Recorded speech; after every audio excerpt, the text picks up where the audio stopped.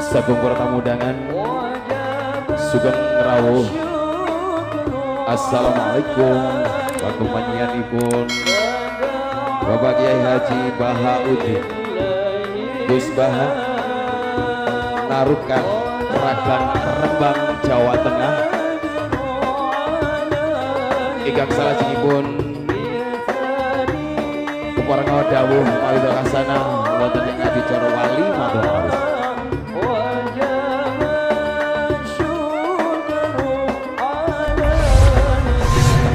Assalamualaikum warahmatullahi wabarakatuh.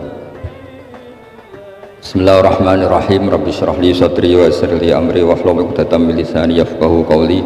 Allahumma shalli wa sallim wa barik ala sayyidina Maulana Muhammadin wa ala alihi washabihi ajmain. Amma ba'du. Teng ngarsa para kiai, para sesepuh, wabil khusus keluarga besar saking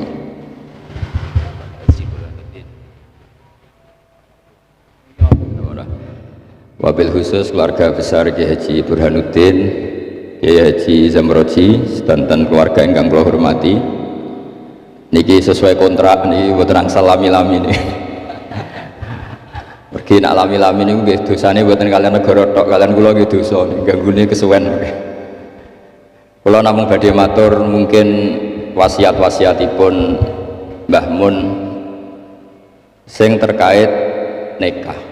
Iki khusus kangge Mas Tahsin kalian Mas Abi Darda. Karena kula nu nekuni ilmu tafsir. Kula niku ilmu paling kula kenang saking Mbah Mun tentang ilmu tafsir niku pengganti kata. Ini ki Mas Tahsin kalian Mas Darda. Tentang nikah nih, tapi wonten kalimat utawi kata utawi lafat napa la istilahipun. Niku tenggene Quran niku nak ngistilahno nikahul mukminah niku digenti kata al jannah. Jannah maknane swarga. Dados mestine ayat itu ngeten, umpama boten Quran niku bunyine ngeten. Wala tangkihul musyrikati hatta yu'min. Wala amatum mukminatun khairum min musyrikati walau a'jabatkum. Mbon sak teruse ngantos ulaika yad'una ilan nar wa wallahu yad'u ilal maghfirah wa wallahu yad'u ilal jannati wal maghfirati bi'izni.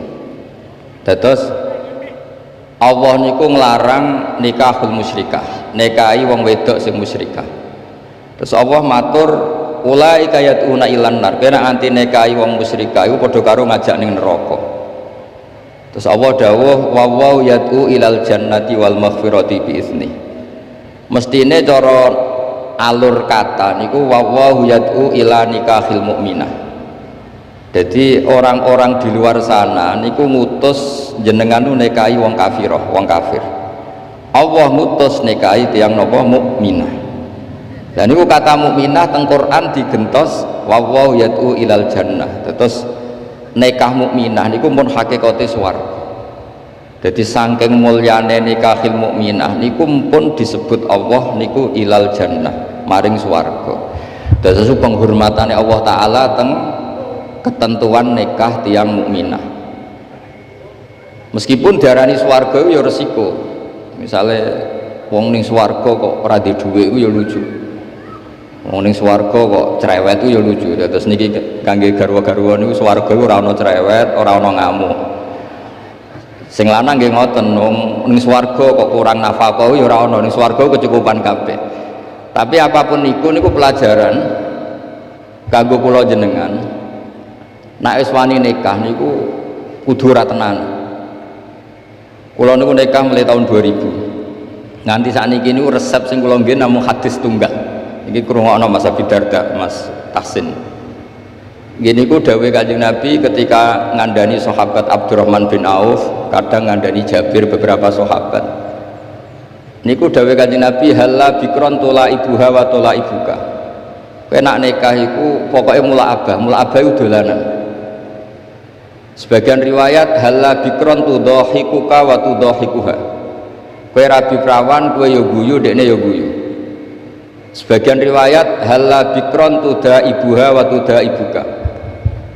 Dados semua itu mengarah Nek es wani nikah niku kudu wani mulaabah. Mulaabah iku ora penting, ngomong sing ora penting. Dolanan. Kula ngantos sak mangke niku kula nate teng Jombang, nate teng Putih-Putih niku bojo kula ditakoki tamu niku nggih goleki. Ngerti-ngerti ning Jombang, kadang ning Jakarta. Mboten nate pamit. Nggih ra disalah cara adat Jawa ra disalah, tapi berhubung ajarane mboten serius, akhirnya nggih mboten salah. Nah, niki ra aneh tapi berkah. Mergi nak pamit wong wedok kok kaya Abdu Zaujah cara Mbah Mun kok. Ora pamit ku ya ora sopan, pamit kaya Abdu Zaujah. Ketoke ra sopan mbek budak iku mulya ora sopan. Terus niki mboten nasihat niki cerita mawon, sampean nglakoni nggih monggo, mboten nggih mboten napa-napa. Karena seninya nikah niku pancen mulaadah. Mboten penting misalnya Mas Tahsin mikir urip ning sarang apa ning Nganjuk, ruwet. Nyai model mubalek apa model dukun ruwet, bangsa diskusi ngoten ruwet. Nak mubalek ya sak monten niku tarife, nak dukun ya sak monten. Apa model wali? Nah kula niku seneng model wali. Model wali iku wis ora jelas tapi keramat. Ya, terus kula niku mboten nate model mubalek mboten nate, model dukun mboten nate. Model wali pokoke rezeki kok pangeran, sure pasrah pangeran pun beres. Tapi kula niku percaya hukum akhlak. Mulane kula purun rawuh teng mriki jenengan matur nuwun Pak Zam. Pak Zam niku guru MGS paling lami. Guru mboten nate mas saya, mau diundang guru terus. Murid-muridnya Gus Naji, Gus Ubab mau diundang kiai, Pak Zam terus diundang Pak Zam. Terus guru paling nom. Murid-muridnya mau pun diundang Syekh. Gus Naji ngundang Syekh. Tapi Pak Zam diundang Pak Zam. Sing ra diawet nang kirane nggih kula nganti sakniki diundang Gus, ra dibejol. Dadi nek salah ya pantes wong Gus dereng kiai. Tapi Gus itu kalah mbek kiai. Tapi kiai mbek Gus nggih hormat, ya seruwet ta niku. Terus kula suwun niki resep kula sedanten sing nikah, aja geman tenanan. Donya iku laibun walahun, donya iku ora usah tenanan. Sing tenanan ikhlas. Kula bolak-balik dikandani Mbah Mun. Kowe kiai tenanan iku bento, sing tenanan ikhlas. Kowe mulang kok pengen minterno murid iku ya goblok. Wong sing bakat goblok ya tetep goblok. Entekno metodemu, sing bakat goblok ya tetep goblok. Padha wong wedok rata-rata cerewet, entekno nasihatmu ki tetep cerewet. Wis dianggap napa ekspresif ngoten. Nak bojomu ngamuk terus banting piring dianggap ekspresif. Memang orang kalau dendam mangkel iku kudu ana ekspresi. Jadi anggap mawon niku ahli acting ngoten mawon. Nak ngamuk iku ya tenanan. Dan banting piring ya rasional, timbang banting anakmu ada banting piring. Jadi pokoknya digawe gampang mawon. Riyen niku para sahabat cerita sing terkenal niku ngadepi wong wedok, ngadepi masyarakat tuh ilmiah. Sekarang tuh orang tuh kehilangan daya ilmiahnya. Karena ini saya ulang lagi, kalau mengke langsung kondur ngapunten ingkang kathah, karena saya nyiapkan naskah kula niki badhe wonten semacam kados napa nggih loka karya tafsir lah. Jadi kula mambe pamit langsung kondur mergi kula nembe nyiapno niki nembe tengah-tengah, tapi kula ben hormat Pak Zam mau saking dalam 3:30 Pak Burhan. 3:30 dini hari lala di papak teng Bojonegoro diwiwatno mriki pundi po? Temayang dados cepet kula saged mriki cepet. Kula tak cerita secara ilmiah. Dulu niku orang menghadapi istri, menghadapi anak, menghadapi keluarga niku diilmiahkan, tidak emosi. Masyhur itu, kalau sering diceritani para guru-guru, riyen Sayyidah Aisyah itu cemburu sekali ketika Nabi didatangi halah niku dulure Sayyidah Khadijah. Karena Nabi itu sekali dengar suara halah itu ingat Sayyidah Khadijah. Sampai Sayyidah Aisyah itu cemburu, dan ketika cemburu itu jenenge wong wedok, redaksinya itu pasti kasar.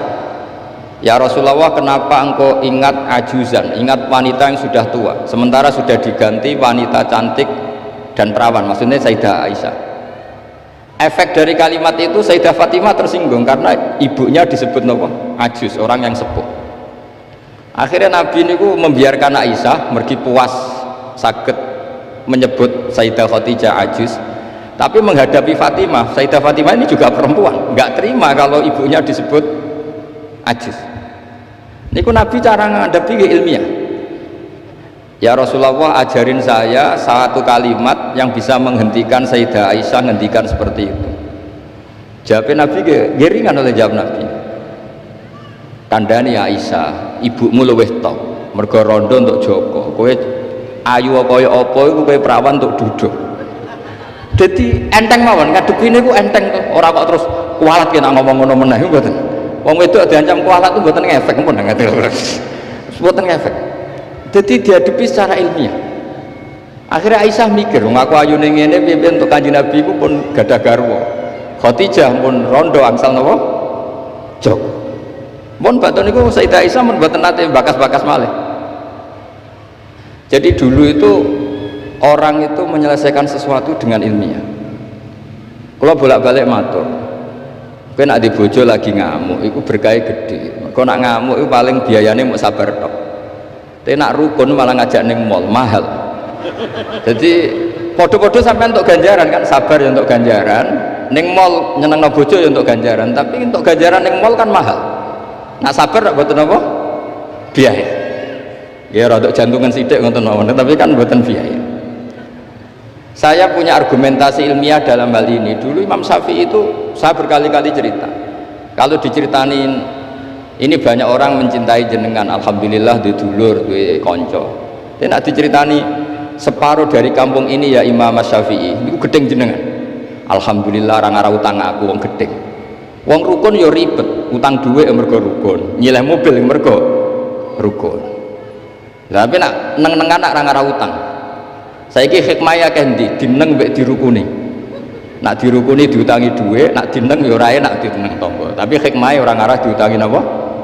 Duit. Artinya kalau diilmiahkan itu dunia ini normal semua.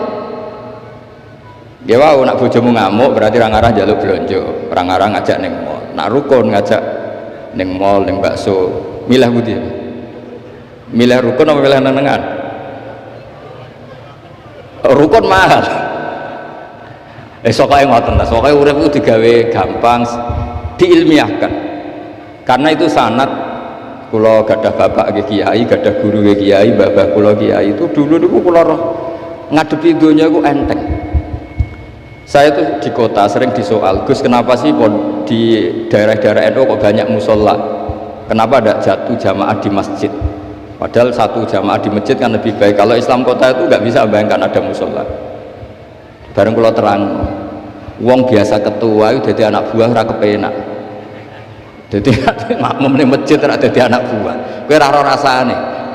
Dangen-angen yo bener. Mergo setiap kiai iku digaya-gaya dhewe. Ana sing salat iku kancinge rapati bener kabine elek. Mergo amen dalil inna wa la yang juru ila atsabiku wa jadi apa ora delok klambi, ora delok penampilan, didelok iku ati. Ana sing amen macak adus minyakan jare mergo khudzu zinatakum inda kulli napa masjid. Apa macam-macam kiai iku beda-beda. Sampai peneliti sang luar negeri yang ketangklet kula itu Gus sendakep yang bener itu gimana? Kalau sendakepnya orang Muhammadiyah itu kan standar, kalau orang NU pusing sih. Ono sing nyekel dadane, ono sing nyekel wetenge, ono kowe ora jelas. Ngono tiap kiai tak takoki, kenapa gak jelas? Nggo nunjukno nak sendakep ora wajib. Berhubung ora wajib bentuke kudu ora jelas, ben gak dadi aturan. Nak dadi pakem jenenge wajib. Lho kliru wae di dalil yang NU maksudnya. Ono ae dalil. Terus kalau suwun mas-mas yang nikah sedanten sing pun mbah-mbah sing pun terlambat lan niku usahakan ngadepi bojo niku mula abah karena tek 3 hadis itu 3 riwayat itu kula apalno pancen karena ini ilmiah. Halla bikron tula ibuha wa tula ibuka, halla bikron tudahikuha wa tudahibuka, halla bikron tuda ibuha wa tuda ibuka. Semua maknanya itu jangan serius. Kalau nganti saat ini mulai nikah nganti saat ini bukan nanti rebukan mbek bojo gawe omah iku piye terus nak lunga kok teknis mboten nanti. Kalau nak lunga kurang sak jam kadang cerita melok gak, nak melok ya melok ora ya ora apa. Kalau nggih mboten nanti lunga mbek bojo juara. Pikiran kula sederhana ning omah awor ning lunga awor berarti nak tukaran iku kan ping pindho ning omah tukaran ning perjalanan tukaran. Tapi nak ral bareng kan ana jedane. Tapi itu teori itu sampean ndak harus anut, semua orang kan beda-beda. Kalau gak ada kenangan tentang solusi itu ini kalau kan karena nekuni ilmu saya akan cerita ilmu. Dulu banyak sahabat kalau ditanya sifli wajah Rasulillah, coba ceritakan ke saya bagaimana wajahnya Nabi. Sahabat itu menangis, saya itu tidak pernah melihat Nabi, kok bisa wong jenengan itu sahabat haibatan lah wa ijlalan lah, saya ini terlalu menghormati beliau sehingga tidak pernah berani menatap wajah beliau. Tapi banyak sahabat yang karena mencintai Nabi itu melihat Nabi sampai tahu alisnya kayak apa, hidungnya kayak apa. Juga saking mencintai Nabi. Artinya sampai nak seneng bojo itu kadang-kadang ora delok 2 tahun. Engko agak roh elek. Wong asline elek nek delok terus kan tambah ketara. Jadi orang itu tidak harus sama cara ngelola emosi, ngelola. Jadi sebenarnya kalau dunia ini diilmiahkan itu semuanya akan baik-baik saja. Jadi sekolah niku kepengen sak sekedar hati kula. Dawuhe Mbah Mun wae. Piye-piye istilah nikah wong mukmin wis disebut Allah swarga. Wa wa yad'u ilal jannah. Ning dinggon swarga ya ora ana tukaran, ora ana pisu-pisuan, termasuk ora ana urip susah. Terus niki harus jadi pelajaran. Mulane dawuhe Mbah Mun ora ana mulya kaya nikahil mukminah. Mergo pengganti katanya itu wa wa yad'u ilal jannah. Mestine kalau wala tangkihul musyrikati hatta yu'min, mestine penggantine wa wa yad'u ila nikahil mukminah. Tapi kata itu diganti wa wa yad'u ilal jannah. Terus niki penghormatan yang luar biasa saking Allah taala. Jadi sekedar nikahul mukminah itu pun ibadah. Wis ora wati tahajud lah. Wong potongane ora biasa tahajud. Mono dawuhe Mbah Mun nak crita niku riyen niku Nabi nak tahajud niku Sayyidah Aisyah itu turu nang ngarepe. Padahal Sayyidah Aisyah ayu perawan, Nabi ki tetep salat. Dawuhe Sayyidah Aisyah niki ora usah dipraktekno, orang ora iso. Dawuhe Sayyidah Aisyah, saya ditanya Nabi, saya sebetulnya kepengen sari-sarian mbek Nabi, mudojaah itu rilek-rilek mbek Nabi. Tapi fataraktu hawa ya li hawahu. Tapi saya meninggalkan selera saya demi selerane Kanjeng Nabi. Karena Nabi nu eling pangeran niku pun bojo ayulah niku pun mboten ngefek. Dan Nabi pamit ning Sayyidah Aisyah, "Dari ini ata'abbadu li rabbi." Wonten sing maca ata'abbad li rabbi. Mun urusan nahwu lah. Ketemu mriki kata alumni kloso niku dari ini ata'abbad dadi jawab apa dadi hal pokoke riwayat itu ada dua, ada yang dari ini ata'abbadu li rabbi, wonten sing dari ini ata'abbad li rabbi. Aku pamit ya, aku lagi kangen pangeran tak salat. Terus niki nak sampean kepengen bojomu kangen, wis bengilah, jejerlah sampean tinggal tahajud. Engko ora roh nek kowe ora ganteng, mergo kapan ya eling aku. Tapi anggere bengi dikumpuli terus suwe bosen. Terus riyen niku terus riwayat-riwayat tentang Assalamualaikum daraqaumil mukminin wa inna insyaallah bikum lahiqun. Niku kata kitab nerangno Nabi keluar saking dalem. Naluri seorang istri niku wedi nak Nabi niku teng garwa liyane, Nabi garwane kathah. Delalah diikuti ternyata Nabi itu teng baki terus Nabi matur teng ahlu baki Assalamualaikum daraqaumil mukminin wa inna insyaallah bikum lahiqun. Niki kangge ibu-ibu kangge bapak sing nembe niku. Dados garwa-garwane Nabi ku kenangane meskipun sare sak kamar niku kenangane iku roh tahajude Nabi, roh ziarah Nabi teng baki. Mulane dawuhe Fathul Bari kitab Sarai Bukhari. Kenapa Nabi itu istrinya banyak? Di antaranya apa? Wong wedok wong paling nekat cerita eleke sing lanang. Lah Nabi disukani garwa kathah kabeh ora ro eleke. Dadi wong Yahudi ku bingung ora eleke Nabi, biasanya sing paling gampang dikorek iku bojo. Lah ternyata bojone Nabi kabeh kenangane iku roh tahajude Nabi. Roh qiyamul lail Nabi nganti hatta waromat qadamahu, nganti sikile iku bengkak. Padahal pas teng dawuh Sayyidah Aisyah, mboten pas teng Saudah.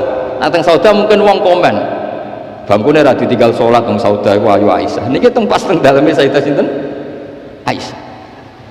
Dados dawuh Imam Fathul Bari itu Nabi niku garwane kathah dan perempuan itu biasanya orang paling nekat ngomong eleke bojone. Tapi semuanya itu yarwina ahsana ahwali. Semua kenangannya itu meriwayatkan perilaku Nabi terbaik. Mulane wong kok dilem bojo iku wong top tenan. Ayo tak boleh ibu-ibu tak boleh. Tak kon ngelem bojone 5 menit nak iso, tak kei dhuwit. 5 menit mau. Karena wis mesti, misalnya anggar sing sugih mulai ben wayo. Engko sing melarat yo nyebeli mergo ora ngrejekeni. Engko anggar mulai duwe akeh polahe yo akeh. Wis ora ngarep bener tak jamin. Versi ibu-ibu lho. Dados tapi Nabi itu beda. Nabi niku sakwise intaqala ila rafiqil ala, bahasa gampangnya kapundhut. Nah, bahasa adabe intaqala ila rafiqil ala. Niku kenangane Sayyidah Maimunah, kenangane Sayyidah Sofiyah sedanten. Niku nggih tahajude sampai donga-dongane carane teng dalem, carane badhe sare. Sampeyan iso bayangno bojomu ngriwayatno apike sampeyan? Ya ora ngare iso diriwayatno ora ana faktane, ora ana faktane. Nggih wae. Terus kula suwun masalah nikah niku masalah sing sekedar nikah niku pun ibadah. Karena tadi kata ila nikahil mukminah niku dening Allah taala digentos ilal jannah. Niku eling-eling niki ilmu yang saya tekuni. Terus di antara ilmu tafsir itu dijelaskan Quran itu sering ada kata pengganti. Nah, kata pengganti itu adalah penghormatannya Allah taala. Begitu juga menyangkut perempuan. Itu ketika seseorang mengabaikan perempuan, menterlantarkan perempuan, itu Allah ngendikan wala tattakhidhu ayatillahi huzwa. Kamu jangan menganggap ayat-ayat Allah taala itu sebagai mainan. Karena perempuan itu di halalnya ini, status halalnya oleh Allah didhawuhna fa innakum akhadtumuhunna bi amanatillah wastahlaltum furujahunna bi kalimatillah. Terus perempuan ini termasuk orang yang luar biasa. Kata penggantinya semuanya luar biasa. Nggih ngoten mawon niki ngregani pemerintah nggih ngregani kula. Karena kula ini nembe nulis badhe loka karya tafsir di antara makalah-makalah kula tentang kata pengganti. Nggih wau, supaya kula suwun sing nikah napa sing pun sepuh sedanten yakinilah bahwa sekedar nikah mukminah niku mun ilal jannah, eling-eling. Lah ciri khas warga iku ora ana tukaran, ora ana kangelan, ora ana debat, pokoknya semuanya nyaman. Nah, di sini pentingnya makalah-makalah baiti jannati, omahku iku swarga. Swarga kok tukaran, swarga kok ora di dhuwit iku ya ora pantes. Tapi ora usah diterusno. Swarga kok bojo elek sing lanang elek wis. Lah niku ora usah diterusno niku. Tapi yang jelas kula matur mboten saged kata-kata wis niku mawon mugi-mugi barokah. Al-Fatihah. A'udzubillahi minasyaitonir rajim. Bismillahirrahmanirrahim.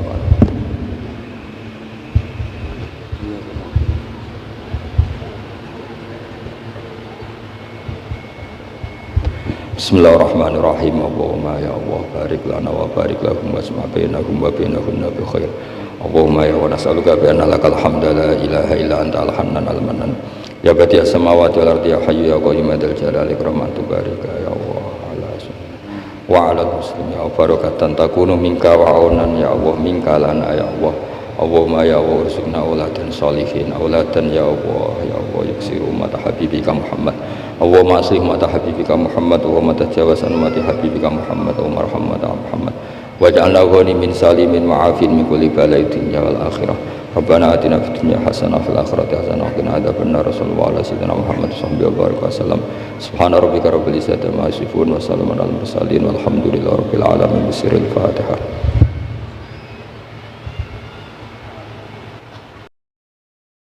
Sholat mesti sebabnya dua, satu tidak sholat, dua kebetulan itu tidak anak kamu. Kalau itu anak kamu pasti istighfar berhari-hari untuk dimaafkan Allah, bukan maksud no. Tapi kalau orang lain kue, pertanyaannya sebetulnya kamu benci itu karena tidak sholatnya apa karena plus dia tidak anak kamu. Nah inilah perbandingan bagi kita. Sebetulnya saat kita benci maksiat itu sebetulnya di hati kita itu tidak hanya maksiat, kita ada tidak fairnya, plus itu tidak orang yang terkait dengan kita. Terus kalau cerita kitab hikam niku dikarang oleh masyhure disebut Ibnu Athaillah As-Sakandari. Niku muridipun Abul Abbas Al-Mursi. Ya muridipun sinten Abul Abbas Al-Mursi. Abul Abbas niku murid saking Abil Hasan Asy'ari. Nah, ingkang menginspirasi perilaku ulama di Indonesia khususnya niku adalah tulisan-tulisan utawi madhab-madhab utawi pilihan-pilihan maslak tarekoh ingkang dipegang kalian Abul Hasan sinten Asy'ari. Jadi niku nggih nguntungno tiyang Jepon.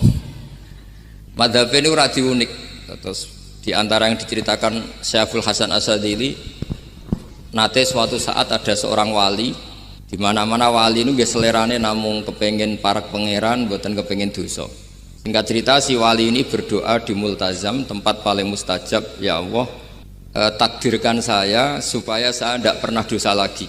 Jadi ndonga supaya ora iso dosa meneh. Iku jawabe pangeran fa aina ad'u ghufrani. Wong iku nek ora dosa iku sifat ghafur ku ora nganggur. Ya Allah niku wis kadung di sifat ghafur zat sing akeh napa ngapurane. Dadi umpama donya iku ora ana dosa iku sifat ghafur ku terus piye? Dan niku sing dadekno tiyang boten terus seneng dosa niku boten, tapi seneng arep-arep rahmati Allah Subhanahu wa taala meskipun keadaannya nate napa dosa. Kemudian itu jadi madhab yang membedakan ahli sunnah dan tidak ahli sunnah. Kamane jadi gerakan ekstrim. Ini ku ahli sunnah ciri khasnya niku mbok wong tahu dosa kaya apa tetep dianggap Islam. Ada kelompok ekstrim khawarij sing darani wong nak dosa niku berarti wis napa ka. Jadi itu efeknya luar biasa dari madhab-madhab itu. Lalu kenapa madhab Abul Hasan As-Sadili yang kita pilih? Karena kalau orang Islam kamu kafirkan niku mboten ketemu, cara akal niku mboten ketemu. Nggih cara berpikir kita masyhur Abul Hasan As-Sadili ngendikan wong iku nak kafir mulai cilik nganti 70 tahun. Kalau baleni malih tiyang kafir cilik ngantos 70 tahun. Itu kan menjadi mukmin itu hanya dengan melafadzkan apa? Syahadat la ilaha illallah Muhammadur Rasulullah. Niku hadhil kalimah satu ini, kalimah syahadah niku. Niku saged ngilangi kekafiran 70 tahun. Artinya kalimat ini adalah kalimatun qala fihal kafiru al-islam atau kalimatun sara bihal kafiru musliman. Jadi ngaji rileks, ini tanamkan di hati. Ini adalah kalimat yang orang kafir saja menjadi muslim, hanya sekali dilafadzkan. Masa lalu dengan kalimat yang sama tiang muslim menjadi kafir. Ini kumun buatan ketemu akal. Makanya madhab takfiri, madhab gampang mengkafirkan orang itu jelas madhab yang enggak ada rujukannya sama sekali, enggak ada pegangan ilmiahnya sama sekali. Wong kafir wae dadi Islam, mosok wong Islam dadi kafir. Mau perkara tahlilan ning kuburan. Gara-gara tahlilane nyekel patok dianggap napa? Kafir. Mergo dianggap njaluk napa? Jaluk bae, jaluk. Mulane dawuh Said Muhammad masyhur itu diterjemah di seluruh bahasa di dunia. Wong-wong sing ngafirno iku mbok yo sekali-kali nginceng iku ngrungokno. Lho kula sama sampean tahlil iku yo ora seneng. Kadang sing tahlil iku yo rada kurang ajar. Kula niku yang ben nak mati, nak sing tahlil nang Jepun ora seneng. Mergo yo rada sombong lah wong tahlil iku yo kadang rada sombong. Misale ngaten, kula kiyaine jenengan. Dongane ngene, ya Allah, ini guru saya. In kana muhsinan fazid fi ihsani. Kalau dia baik, itu ya tambahlah kebaikannya. Mosok murid muni gurune baik itu kalau itu kan ngenyek uang. Kene soleh-soleh permanen dianggap napa? Jadi dungane itu ngeper ingkana muhsinan fazid fisa.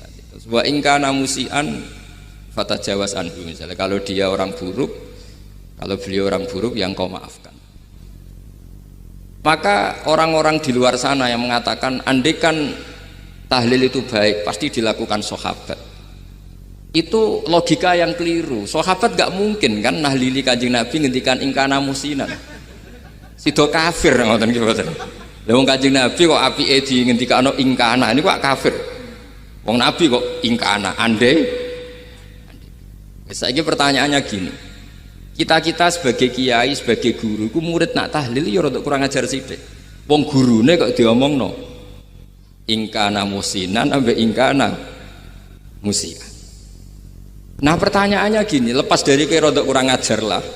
Dalam tahlil itu rada kurang ajar karena nyebut guru ora qad kana muhsinan tapi ingkana muhsinan. Mestinya kalau sampean sebagai murid kan menapa qad kana muhsinan. Guru saya benar-benar orang baik, bukan ingkana andekan orang baik.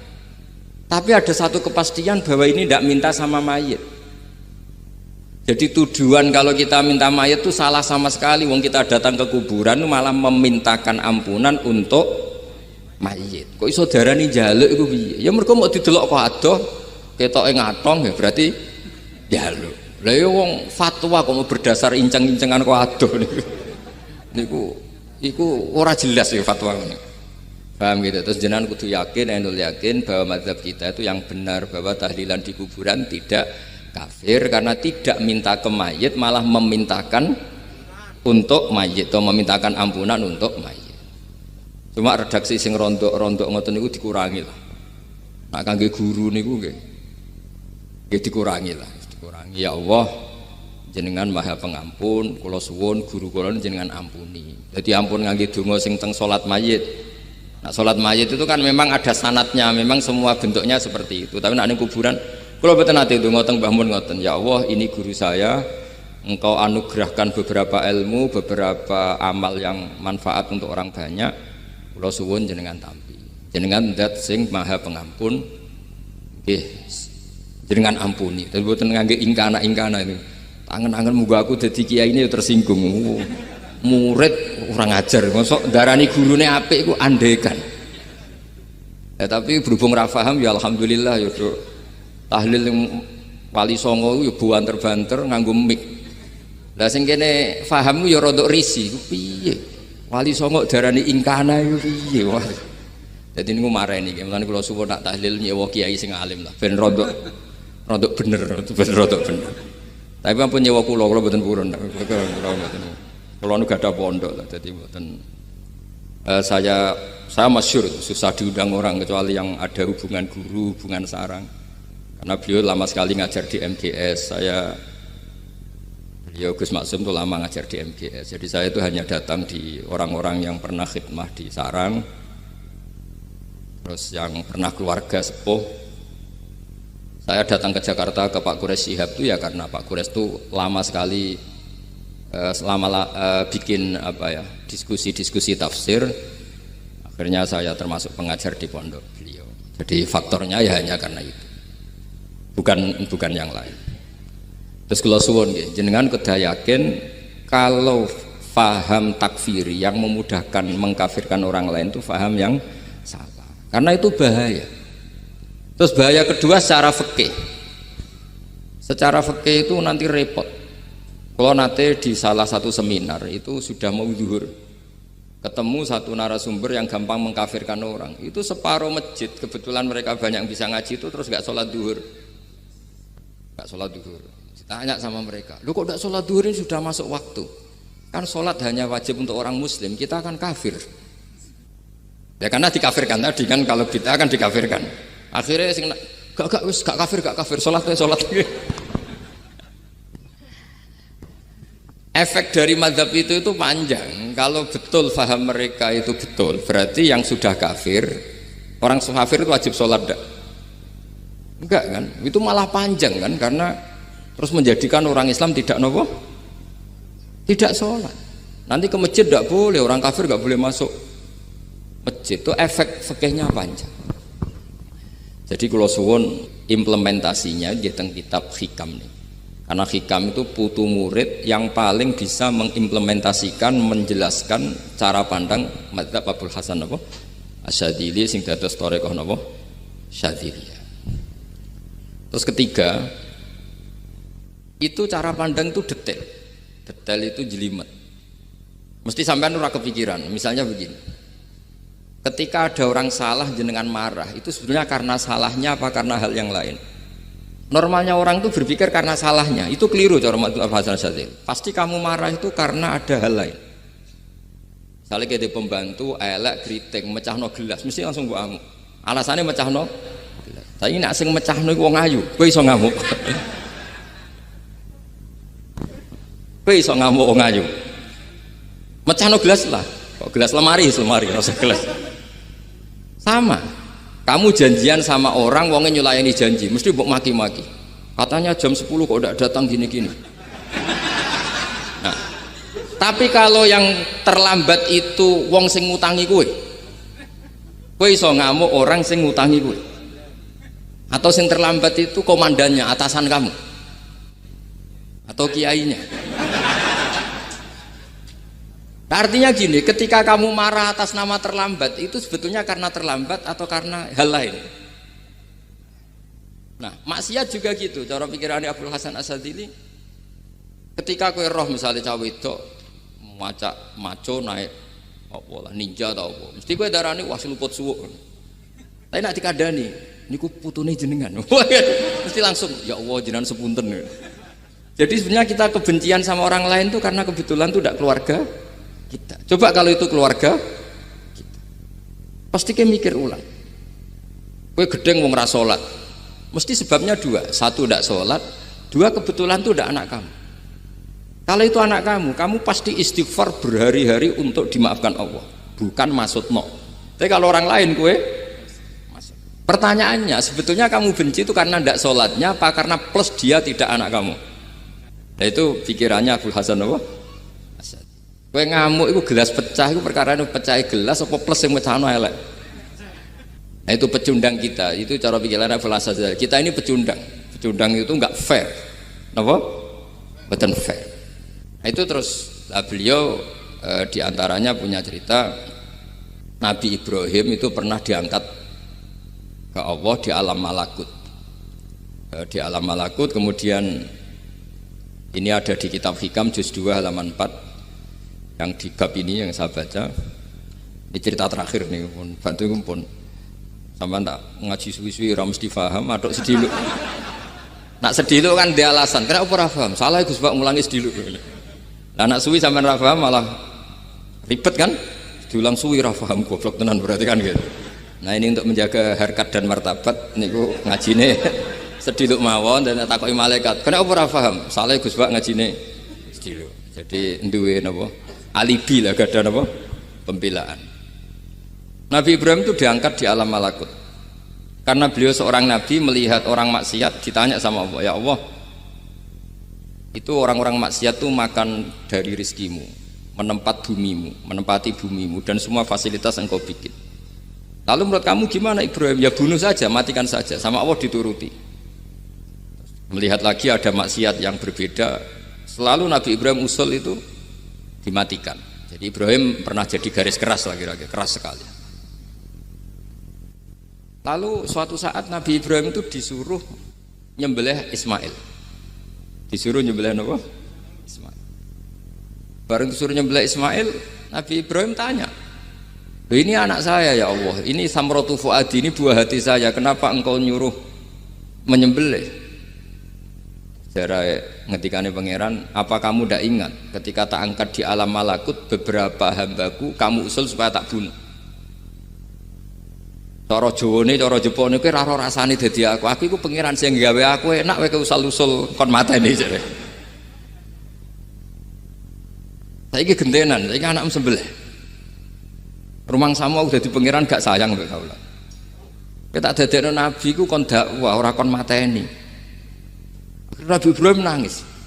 Nah inilah perbandingan bagi kita. Sebenarnya saat kita benci maksiat, itu sebetulnya di hati kita itu tidak hanya maksiat. Kita ada dak fairnya. Plus itu dak orang yang terkait dengan kita. Jika misalnya mau wangkel, misalnya penyanyi sing piye mau wangkel. Suatu saat penyanyi gue aku, masa gue gelem dadi bojomu, hilang mangkelmu kan. Jadi pecundang kita ini sebenarnya pecundang. Nah, syukur-syukur memang makom kamu sudah tinggi. Memang benar-benar benci karena maksiat, paribasane wayu gelembok rapi tetap mangkel. Tapi saya tidak yakin soleh-soleh seperti ini imannya sampai seperti itu tidak yakin. Dan saya kalau yakin begitu berarti keyakinan salah itu salah dan bodoh itu, karena itu nggak terbukti. Makanya ini kitab baru kalian kitab Hikam, karena ini acara ngaji Hikam kula waos. Sedikit mawon kalau waos ini jawabannya Nabi Ibrahim ketika disuruh nyembelih Ismail teng halaman 4 juz 2. Allahumma hadza waladi wa samratu fuadi wa ahabbun nasi ilayya fasami aqailan yaqul ama tadhkurul lailah allati sa'alta fiha ihlaka abdi awama ta'lamu anni rahimun bi ibadi kama anta syaqiqun biwaladik. Jadi Ibrahim, anak kamu sembelih. Kata Ibrahim, ini nggak mungkin Gusti, ini buah hati saya, kenapa engkau minta ini tak sembelih? Apa kamu tidak ingat pernah mengusulkan saya menghabisi sekian hamba saya? Kalau kamu bisa sayang anak kamu, saya juga sayang hamba-hambaku, enak we. Mikir. Jadi makanya kalau suwon kita ini hidup harus insaf. Nak kira dia duit, iku yo mangkel tenan, loro tenan. Terus bojomu mbok kon sabar pas kowe ra ngekeki duit, iku yo ora fair. Wis ben-ben ngamuk. Satu kelihatan cerdas, memang kondisi nggak punya uang itu harus ditanggapi dengan marah, maksud diapresiasi. Pinter mas gue saya sudah wong zuhud. Wah ya ribet kan, was jos mas sampean. Saya kira di duit, sampean sudah wong zuhud, wong waro, tapi udah mati bareng saya kira. Jadi sebetulnya Allah bikin emosi itu, andaikan boleh dibahasakan, wis dipikir. walau la daf'uhin nasa ba'dhum bi ba'd la fasadatil ardh. Jadi bumi ini sebaiknya itu diisi dengan sekian perbedaan. Tapi tidak konflik loh, perbedaan dengan konflik itu beda. Saya ulang lagi, bumi ini sebaiknya diisi dari sekian apa? Perbedaan, karena justru itu bagus. Saya itu berkali-kali bilang, andaikan tidak ada pikiran kedua, ini dunia ini sudah rusak. Harus ada pikiran kedua. Misalnya ono wong kok terlalu apik mbek kanca, mesti bojone sambat. Wong gak men ngopi mbek kancane, ra tau ngapi mbek bojone. Tapi kalau ngopi mbek bojone terus, mesti kancane sing sambat. Wah, jok rabi lali kanca. Ribet. Manusa itu ribet. Kados kula dugi mriki ini hormat Gus Maksum. Nggih mungkin untuk ganjaran. Tapi untuk dosa sithik-sithik ninggal pondok. Jadi ya sudah. Ya mau tidak mau karena memang hidup itu tidak banyak pilihan. Ada orang sering ibadah di masjid sholat itu ya bagus, tapi dia pasti tidak baik dalam sistem sosial. Umpama wong soleh kabeh ning masjid itu dunya akeh sing mati, karena tidak ada tim SAR paling murah. Loh iya kan, wong kecelakaan itu penolong pertama itu orang yang di masjid apa sing tukang ning dalan-dalan. Artinya sing ning masjid iktikaf mesti ra duwe ganjaran nulung wong kecelakaan. Artinya ada kebaikan yang pasti nggak bisa dilakukan orang yang sedang di masjid. Andekan yang di jalan tuh orang-orang soleh itu wah dunya sebaldatun thayyibatu warabun ghafur. Loh ya betul, Nabi pernah ditanya sahabat, ya Rasulullah kita ini senengane ngegeng di jalan. Ya kata Nabi ya sudah nggak apa-apa, asal a'tut thoriq haqqaha, ya kamu memberi haknya jalan. Apa itu? Amar ma'ruf nahi. Kalau yang di perapatan wong soleh kabeh sing beda wedok ya isin. Mergo sing perapatan wong soleh kabeh. Nah, masalah iki ra soleh kabeh, kemari ribet kan gak soleh kabeh. Jadi sebetulnya Indonesia itu aman kalau yang di jalan tuh soleh semua karena perempuan lewat gak diganggu. Ada copet gak berani, semuanya aman.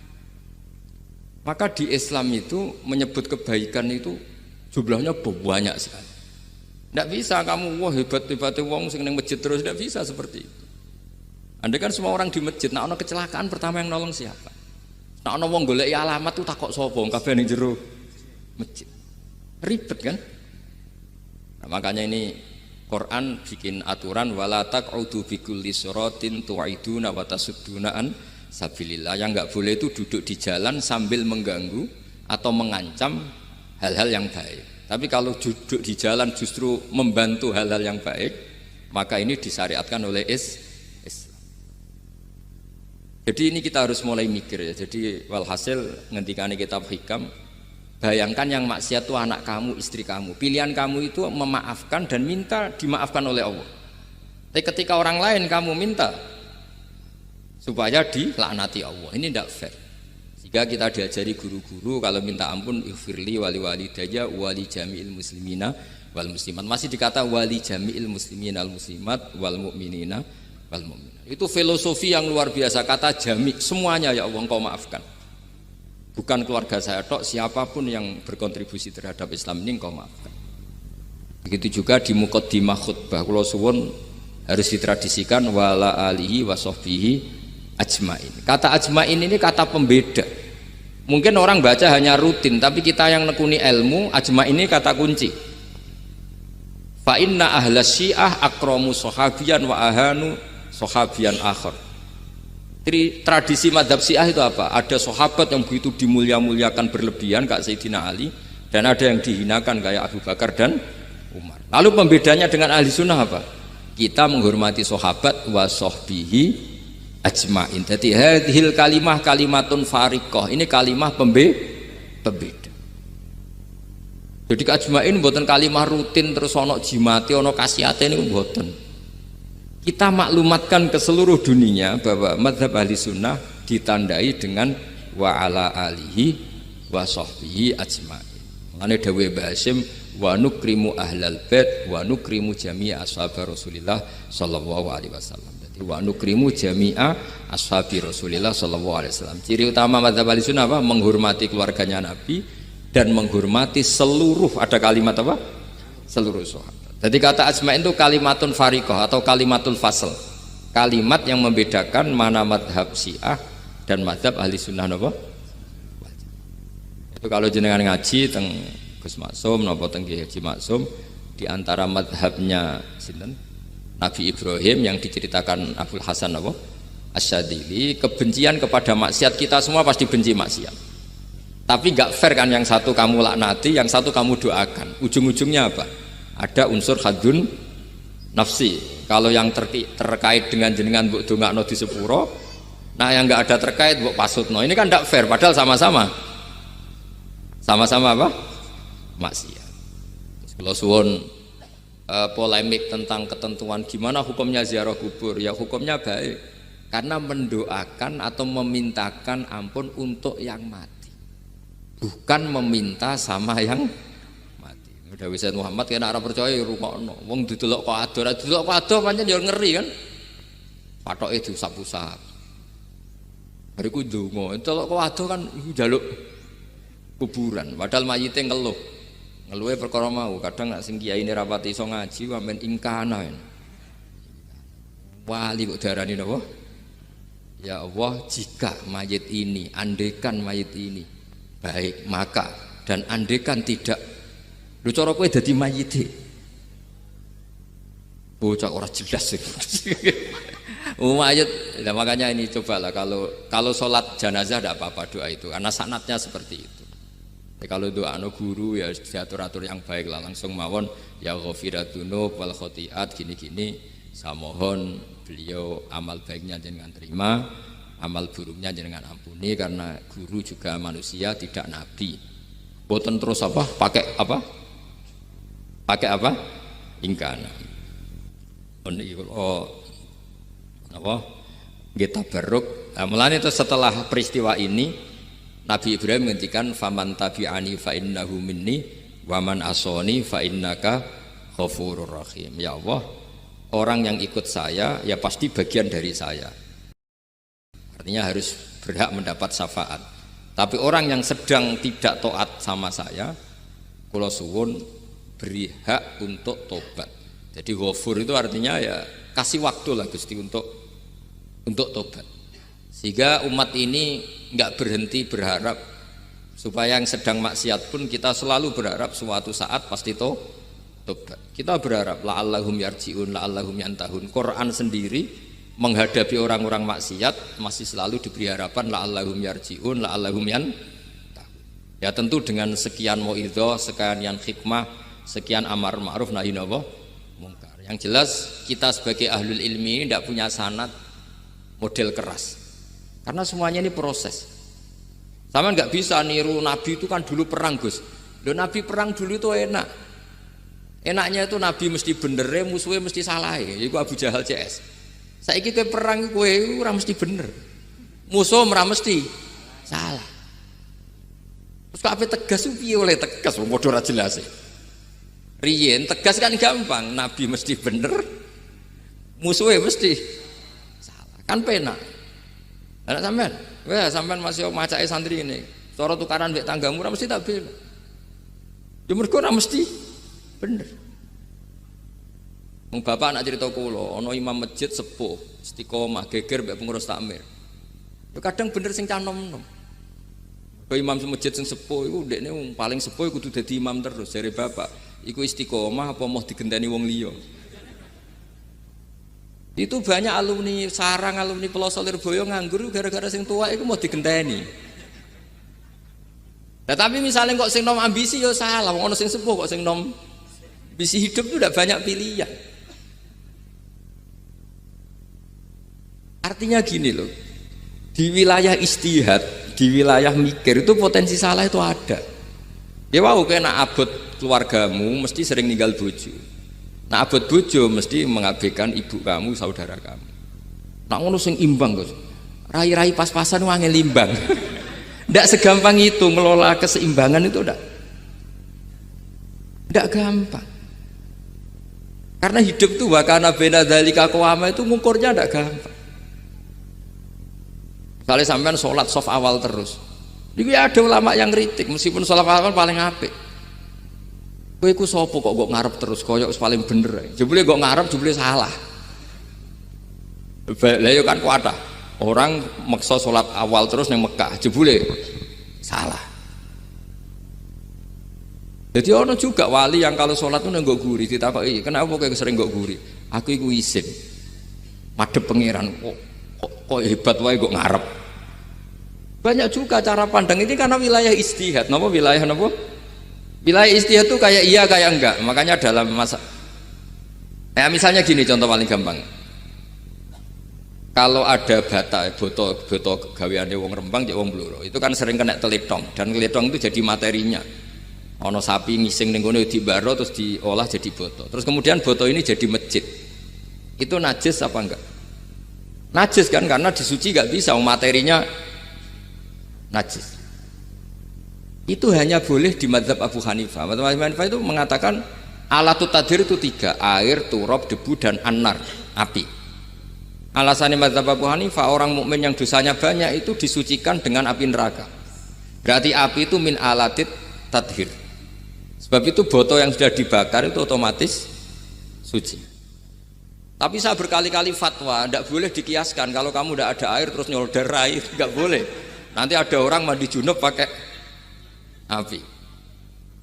Mau ora karu-karuan. Ya sudah, contoh itu hanya nggo boto mawon, aja mbok praktekno nak wudu ra ono banyu berarti oleh nganggo solder ya ndak. Tapi itu kan ilmu. Ilmu itu ya seperti itu akhirnya. Beberapa materi yang dari najis asal sudah mengalami pembakaran itu cara mazhab Abu Hanifah dianggap suci kayak boto, kayak keramik atau peso. Dulu beberapa materinya peso ya kadang ada materi yang najis. Tapi ini sudah mengalami pembakaran, maka dihukumi suci. Mungkin kalau contohnya aja go wudu lah. Semuanya pesan gua aja digo wudu, aja digo mandi junub. Misalnya iwak itu kalau besar cara Syekh Nawawi Banten itu tae cek dianggap najis karena bentuknya besar. Sekian intikal mazhab Abu Hanifah pun digoreng pun kena api, pun dibakar pun kena api. Jadi berarti pun apa? Suci. Nah itu jenenge mazhab. Jadi mazhab itu orang itu berpikir kemudian kayak iya kayak enggak. Makanya terus ada apa ijtihad. Nah, makanya dalam ranah ijtihad itu orang enggak boleh saling menyalahkan, ya sudah itu sama-sama mungkin. Makanya kalau dalam ilmu usul fikih disebutkan ra'yuna shawabun yahtamilul khata' wa ra'yuka khata'un yahtamilus shawab. Pendapat saya itu benar tapi ya mungkin salah, pendapat Anda salah tapi juga mungkin benar. Ini yang menjadikan ahli sunnah wal jamaah itu fleksibel. Fleksibel itu rileks. Karena di luar masalah usuluddin, masalah tauhid, itu ya mesti begitu. Sampean sering silaturahim ning kanca-kanca ning dulur-dulur. Apik. Tapi takokno bojomu, wong kok amen rahim jam 09.00 wae wong kerja. Maksudnya piye? Ini kan makanya terus ada orang cara mencintai Nabi itu enggak pernah sowan. Ditanya, "Loh kamu itu mencintai Nabi kok enggak pernah sowan?" Ya karena kalau saya sowan ganggu Nabi dong. Nabi kan punya anak, punya keluarga. Kalau nemuin saya kan artinya enggak ngurusi anak istrinya. Dan itu menurut saya benar. Saya termasuk kiai yang jenis itu. Makanya kalau kamu sering sowan saya itu enggak tak biji bagus, itu enggak bagus. Itu pasti ganggu. Tapi misalnya seneng kok rasuan ya lucu, wong seneng kok ora tau sowan. Sampean milih ndi coba? Ini kan lucu kan? Lho sowan tuh mesti ganggu apa enggak? Enggak. Tapi seneng kok ora tau sowan ya lucu kan? Nah itu ijtihad. Maksudnya ijtihad itu ya ada sahabat yang seneng Nabi itu enggak pernah sowan. Ya hanya datang ke masjidnya ikut jamaah, tapi enggak pernah sowan. Ada lagi sahabat yang kalau disuruh coba wajahnya Nabi itu kayak apa, saya nggak pernah melihat. Padahal bertahun-tahun jadi sahabat. Karena ijlalan lahu, saya sangat menghormati beliau sehingga saya merasa nggak berani melihat wajah. Tapi banyak juga sahabat yang detail mensifati beliau, sampai hajibnya tahu, syaribnya tahu, semuanya tahu. Saking mencintainya, aku nak roh Nabi seneng delok. Sama-sama seneng, tapi cara mengimplementasikan, nah itu wilayah-wilayah napa? Jadi kalau suwun terbiasalah dengan beda pendapat, dengan biasa mawon. Dan itu kita dilatih. Makanya wonten makalah masyhur ikhtilaful a'immah napa? Rahmah. Atau sebagian disebut ikhtilafu ummati rahmah. Umatku yang berbeda-beda. Beda itu bukan konflik loh ya. Beda pandang, beda sudut materi atau metode atau maslak. Niku semuanya asal ikhlas dan berbasis ilmu niku kabeh napa roh. Jadi setiap saat mungkin meteor itu menghantam bumi, setiap saat mungkin Mars yang menghantam bumi. Sehingga kalau kita belajarnya itu geologi atau sistem galaksi, Itu ketakutan kita ya pada likuifaksi, pada meteor yang jatuh, pada apa. Tapi kalau misalnya kita baca yang su'ul khotimah, ketakutan kita ya akan su'ul khotimah. Tapi terus kalau lihat berita TV corona ya takutnya akan corona. Tapi setelah distatistikkan, misalnya belajar orang yang mati karena ngelindur, itu ya terus takut tidur, karena yang mati karena ngelindur itu juga banyak. Artinya apa? Membaca itu membentuk. Dan itu artinya belajar. Saya termasuk orang yang meskipun masih muda itu gak pati-pati mati. Ini yang membedakan saya dengan Gus Nadir PD saya kalau masalah ngadepi mati. Karena bukan berarti saya mesti soleh, mesti husnul khotimah, ya enggak. Ada istilah mati yang menyenangkan dalam diri manusia, yaitu Nabi ngendikan Allahumma ahyini maka natil hayatu khairan li wa tawaffani maka natil wafatu khairan li. Sebagian doa Allahumma ij'alil hayata ziyadatan li fi kulli khairin wal mauta rohatan li min kulli syarrin. Jadi mati itu akhir dari maksiat saya atau akhir dari potensi maksiat saya. Sehingga kata Sohibul Hikam, kamu harus percaya diri bisa selamanya tidak maksiat lagi. Orang kan tanya, masa manusia tidak bisa maksiat lagi? Ya bisa saja kamu pas toat terus mati, berarti sudah tidak bisa maksiat. Jadi ulama itu melihat mati itu akhir dari segala maksiat atau potensi maksiat. Di sini hebatnya lagi-lagi GNU itu. Orang fasik gendo kayak apa kalau mati saya ge. Tombone menang kabeh, saya ge menang kabeh. Sesuai kayak ini saya nih mun mboten saged maling, mboten saged korupsi. Oh nggih saya ini. Itu satu ilmu yang luar biasa. Meskipun ya tentu agak ngawur. Tapi itu bagus. Secara ilmu bagus karena al-maut adalah rohatun min kulli syarr. Lagi-lagi yang menyelamatkan itu illa aliman au muta'alliman. Proses belajar mengajar. Saya baca banyak tentang halal haram dalam kitab Imam Ghazali itu, tak ulang berkali-kali. Saya itu dulu ya gak paham, karena kitab paling susah di bab Imam Ghazali itu menurut saya kitabul halal wal haram. Termasuk bagaimana cara ngelola amwalus salatin yang terkenal korup, sementara menyumbang kamu sebagai jaizah, sebagai hadiah untuk para kiai atau untuk para guru. Itu perdebatannya ulama itu macam-macam. Ada yang bilang haram karena itu potensi haram atau memang benar-benar haram.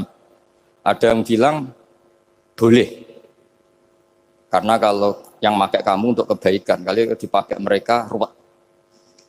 Kebetulan yang partai ini lebih besar Mas Nadif. Ya alhamdulillah. Terus dikiaskan sama ghanimah.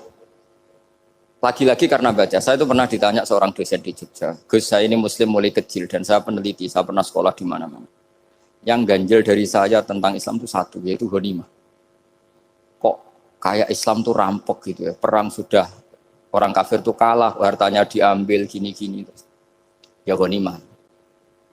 Terus saya memberi analogi, kalau ada garong ke kamu, bawa senpi, bawa pedang, terus kamu mengalahkan garong itu, alat-alat itu kamu kembalikan apa kamu sita? Ya saya sita, nanti dipakai garong lagi. Ya kira-kira seperti itu. Kalau dikembalikan ke orang kafir berarti menjadi kekuatan kekafiran lagi dan itu harbi. Dia baru nerima. Lagi-lagi ini barokahnya baca. Makanya saya diminta sama sini ya saya tentu faktor hormat karena bapak saya memang dulu ngaji sama Badullah. Mbah saya itu terkenal wali yang bapaknya bapak. Itu kalau ke sini nyifati Badullah satu. Nur sido mondok gene itu enggak apa-apa. Pondok elek lah kiaimu wali. Zaman itu bapak itu di kamar kursi ya masih ada kakinya. Saya dulu sering dijak ke sini sama bapak. Jadi mbah saya itu terkenal wali dulu. Jadi mbah saya itu tirakat terus sampai kapundhut itu poso terus. Kebetulan cucunya agak niru. Saya tidak niru itu karena itu Gus Zaki. Memang disuruh tidak niru. Kata mbah saya kira usah tirakat, terus tak tirakati aku. Gitu. Jadi saya Mbah Mun juga gitu. Kowe haram tirakat, terus tak tirakati aku. Saya senang sekali. Tapi tua-tua kok mikir putu. Nah, terus nirakati putuku sopo. Jadi mulai jadi kiai betul Mas Nadif saya ini sudah mulai mikir putu. Karena saya ini termasuk orang yang kecelok alim yang enggak banyak orang menghormati karena sudah diramal sama mbah-mbah. Di dulu mbah saya Mbah Nur Sam itu kakak saya itu SMP SMA, kakak saya yang kedua juga SMP SMA. Mbah saya itu Mbah Nur Sam itu yang nganterkan bapak ketika mondok sini itu, yang ikrar karo Badullah wali Mbah Nur Sam itu, ahli tirakat, ahli puasa. Itu bilang Nur, anak sing iki aja pondok, aja sekolah no. Sumben sing ngalim ku anak sing iki. Ketika saya hampir tamat SD sama mbah saya Tuban, mbah saya Narukan juga di Sabdo begitu. Singkat cerita saya mondok sarang. Mondok sarang pertama langsung dikenal Mbah Mun, wong anak kiai jadi langsung dikenal. Terus didoni macam-macam terus jadi wong alim juga ada yang ngelem. Biasa aja untuk dongane wong sepuh-sepuh. Ya sebenarnya agak kecewa ya, saya inginnya kan dianggap prestasi gitu, ternyata dianggap doanya orang-orang sepuh. Ya, makanya kula niki terus ya rodok ya syukurlah sama Bang Mutamakin sama semuanya karena tadi, kenapa saya harus cerita ini? Quran sendiri mengakui bahwa orang soleh itu diantara aturannya adalah dzurriyyatam ba'duha min ba'd. Meskipun Allah bisa bikin orang soleh dari mana saja, tapi yang legitimit itu memang dzurriyyatam ba'duha min ba'd. Dan kata dzurriyyah itu tasmalu auladal inas, kata Ibnu Hajar al-Asqalani, memasukkan turunan yang dari ibu. Meskipun tentu secara wali nikah atau secara disiplin nasab dari ibu itu tidak ngefek. Tapi dari segi fa'innal irqadassas bahwa sistem tubuh kita itu tetap ada gen dari seorang apa? Ibu. Sehingga banyak ulama tafsir mengatakan dzurriyyah itu tasmalu auladal inas.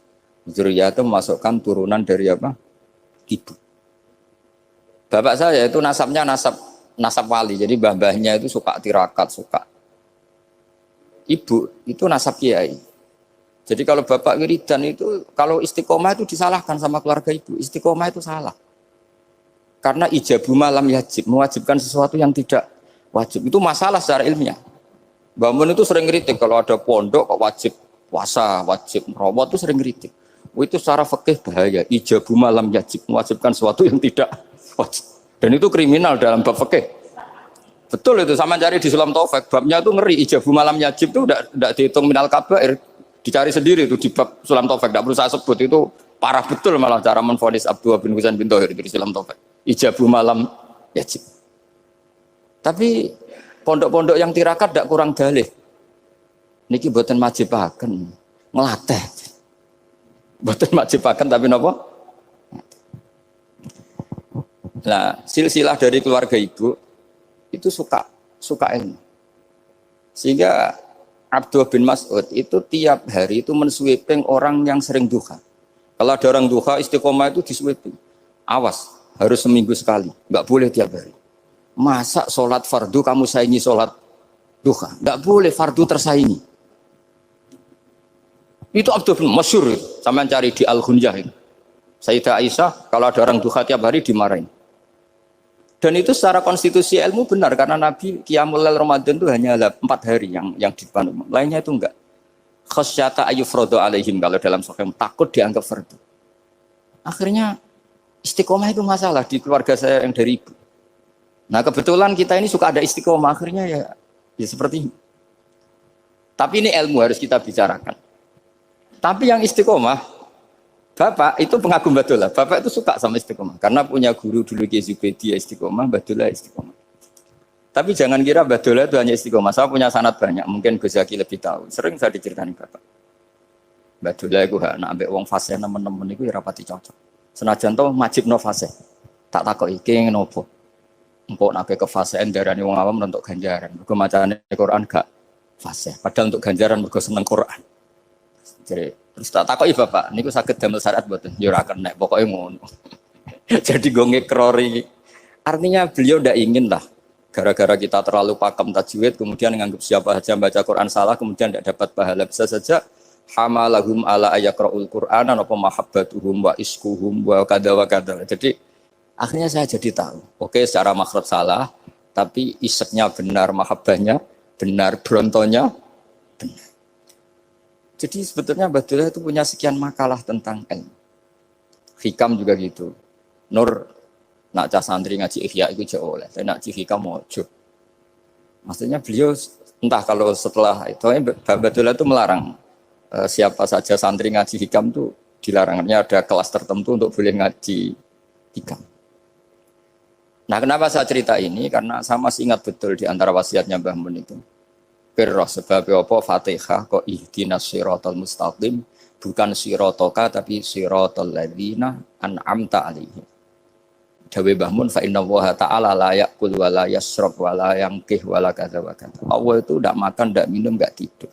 Sehingga kita enggak bisa niru Allah. Tapi yang makan tidur itu manusia.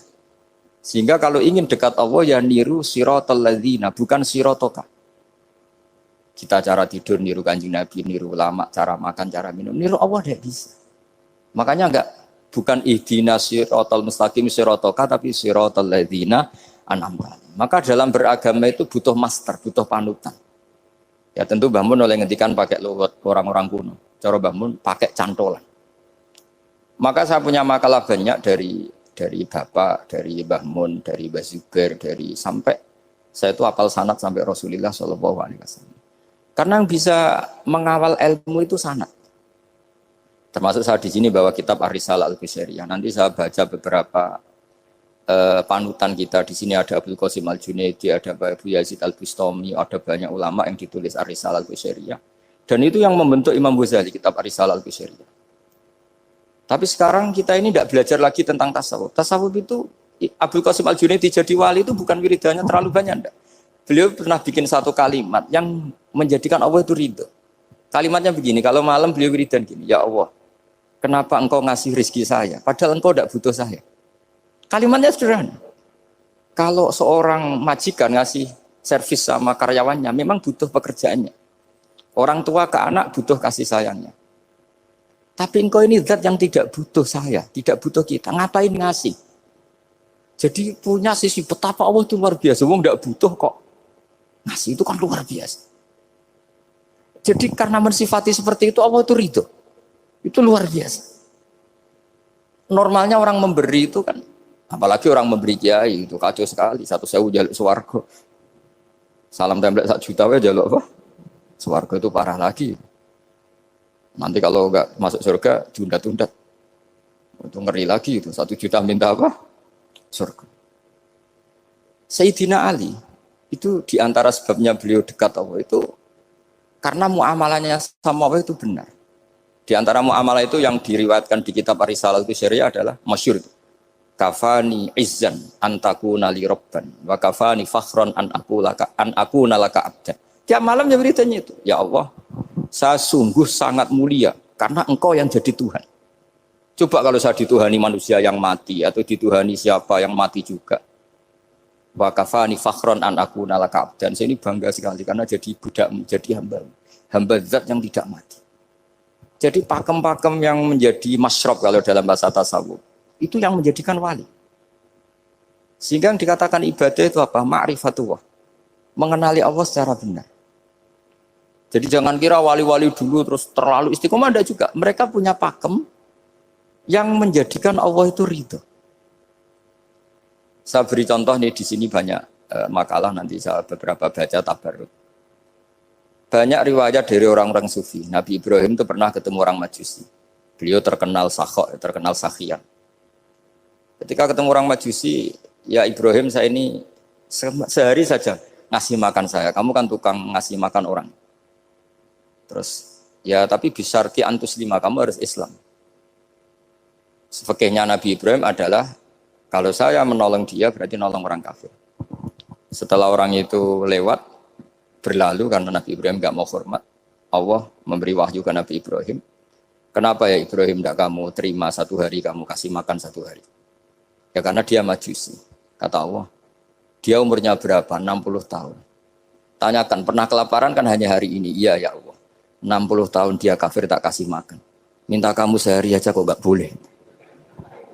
Akhirnya Nabi Ibrahim dipanggil orang Majusi, dikejar dipanggil. Ayo tak kasih makan 1 hari. Kok kamu sekarang jadi baik?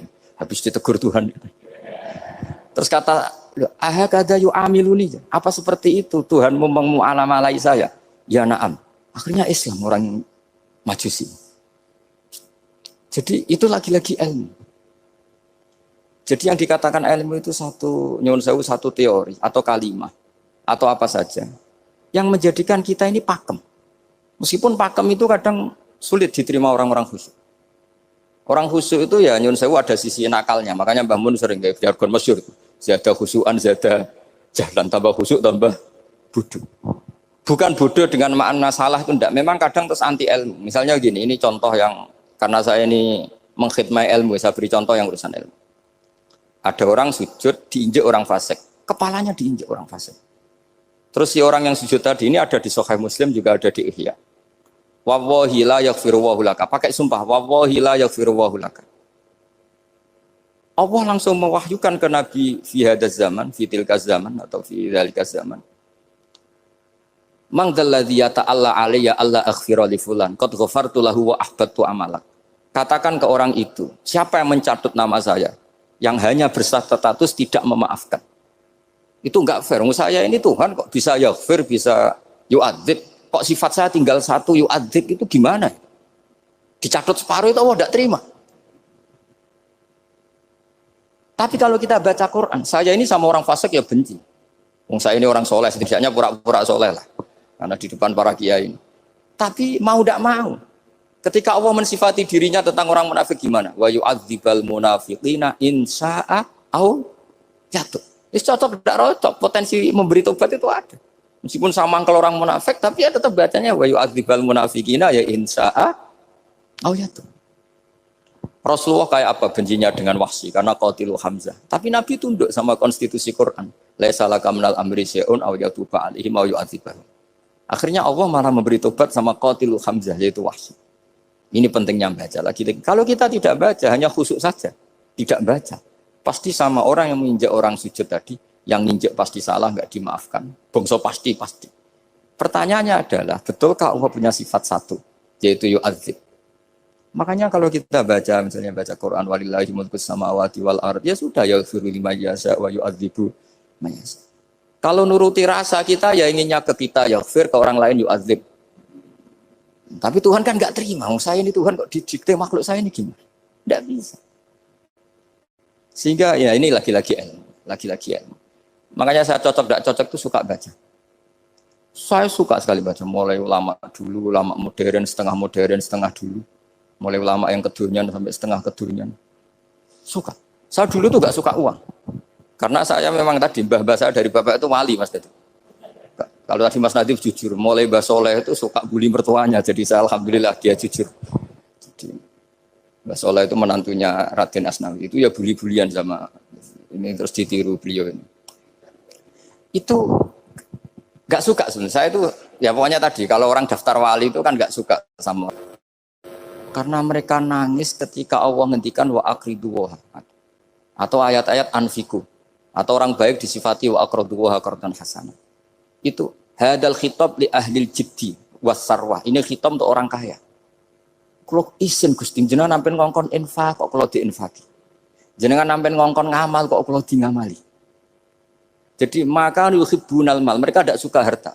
Walakin liyana luladzatal khitab bil infak, dan itu harus kaya dulu untuk bisa infak. Jadi itu uniknya. Akhirnya saya Imam Sa'roni penting juga kaya. Jadi wali untuk suka harta itu nunggu diperintahkan Allah. Alhamdulillah kita ndak sudah wali dulu karena sudah senang harta wali. Jadi kayaknya keren kita dibanding wali-wali itu. Artinya wali itu tahu pentingnya harta setelah jadi wali. Kita alhamdulillah mulai kecil sudah tahu pentingnya harta. Kayaknya kita lebih wali. Imam Syafi'i itu dulu gak suka sama orang kaya. Saya berkali-kali ceritain. Karena dia dididik Sufyan As-Tsauri, Sufyan bin Uyainah. Tapi ketika ketemu Imam Malik itu kaya raya. Meskipun dia hidupnya sederhana, tapi kaya raya. Pas beliau mau, Imam Syafi'i dia agak-agak sopan kalau sekarang tanya, setelah jenengan, ilmu yang saya harus ambil siapa? Kata Imam Malik, yang sealim saya itu sudah meninggal Abu Hanifah, tapi muridnya masih, namanya Muhammad bin Hasan Asy-Syaibani. Kamu datang ke sana. Semalam itu Imam Malik dikasih uang 500 dinar. Padahal 1 dinar itu 4,25 gram. Bisa dihitung berapa ratus juta. Terus separuhnya dikasihkan Imam Syafi'i. Nah, tidak kasangoni. Pagi-pagi diajak ke Baki. Dulu Baki itu ada kafilah rental unta. Mana kafilah yang mau ke Irak? Kita. Ya sudah ini antar. Tak bayari. Diantar Imam Syafi'i. Diantar ke Imam Muhammad bin Hasan Asy-Syaibani di Irak. Itu ketemu Muhammad bin Hasan Asy-Syaibani pertama itu apa? Beliau itu kalau ngitung uang di meja. Emas-emasnya di meja, uangnya dolar semuanya di meja. Tambah kaget, ini saya sama Imam Malik ingkar, ini malah lebih parah lagi. Kata Muhammad bin Hasan Asy-Syaibani, "Atajabu min hadza." Kamu kagum dengan ini, merasa aneh? Iya. Ya sudah, ini tak kasihkan orang fasik, tinggo demenan, tinggo judi. Jangan, jenengan saja. Kalau jenengan kan orang soleh dipakai kebaikan, berarti orang soleh boleh kaya. Angsal. Semenjak itu Imam Syafi'i kebablasan. Sampai fatwa kiai fakir itu haram. Kiai bisa bikin rumah bagus, bikin rumah jelek, haram. Puasa al Islam ya lu wala yola. Nah lagi-lagi kebetulan kita sebelum ngaji Imam Syafi'i sudah seperti itu.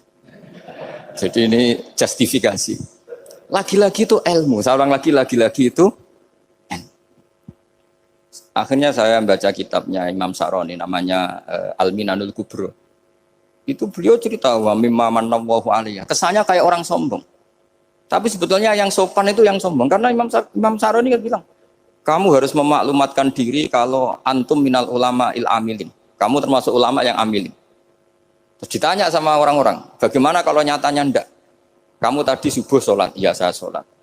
Kamu tadi zuhur sholat, iya saya sholat. Kenapa ketika kamu maksiat ingat terus, ketika kamu taat tidak ingat? Berarti kamu anggap Allah itu menyesatkan kamu tok, tidak pernah ngasih hidayah sama kamu.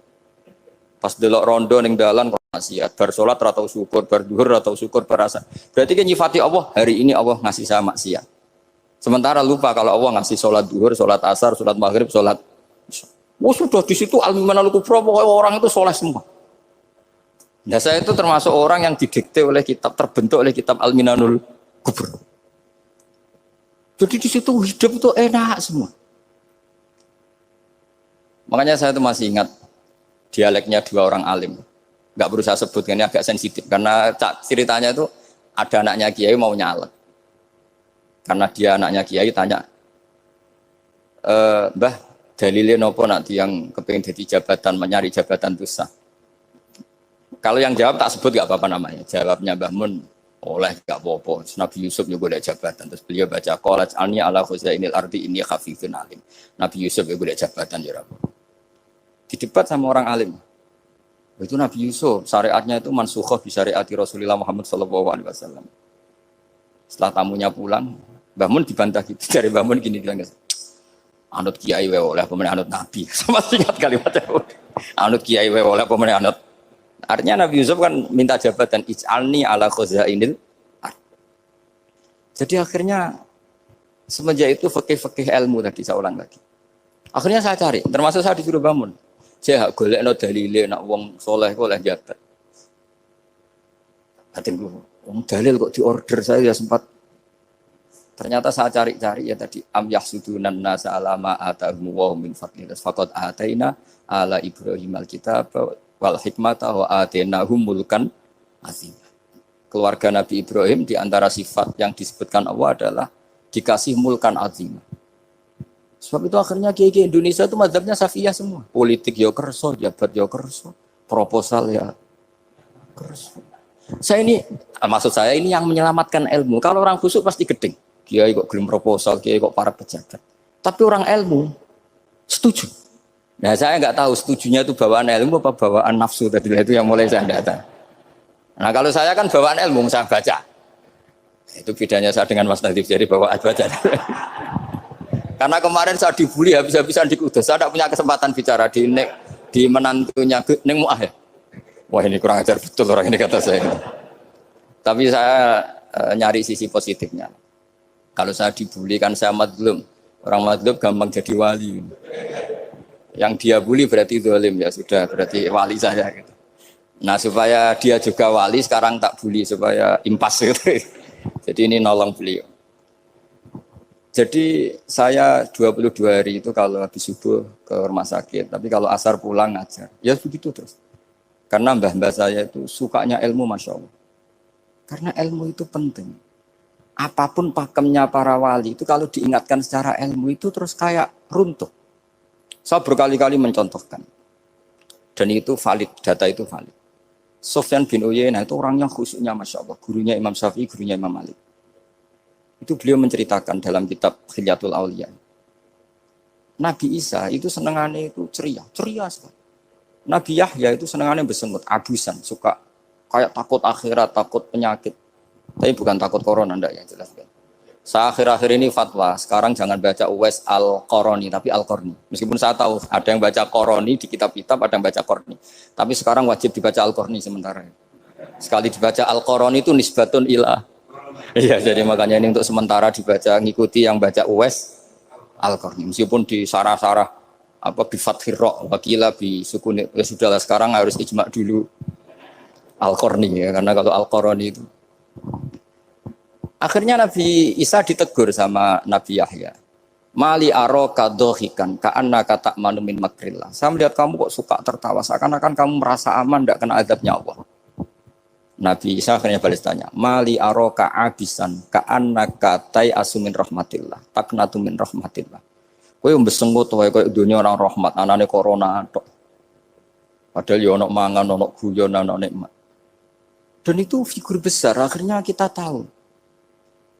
Dan saya sering cerita juga, setiap dakwah itu Nabi Isa nyari syirorun nas, Nabi Yahya cari khiyarun nas. Tentu alasan Nabi Yahya gampang, berteman orang baik itu baik lah, nyaman, terus akibatnya juga baik. Nabi Yahya enggak. Limada tanzilu ala syirorin nas. Kenapa kamu singgahnya ke orang-orang yang buruk? Ana tabibun udawil marto. Saya ini dokter, tentu menyembuhkan yang sakit. Akhirnya terus di Indonesia banyak kiai yang kancanan orang fasik ya banyak. Tapi ya tentu yang benar itu yang mensolehkan yang fasik. Yang mesti salah yang menjadi fasik karena ketularan yang. Tapi itu lagi-lagi apa? Ilmu yang bisa menjadikan kita percaya itu ilmu.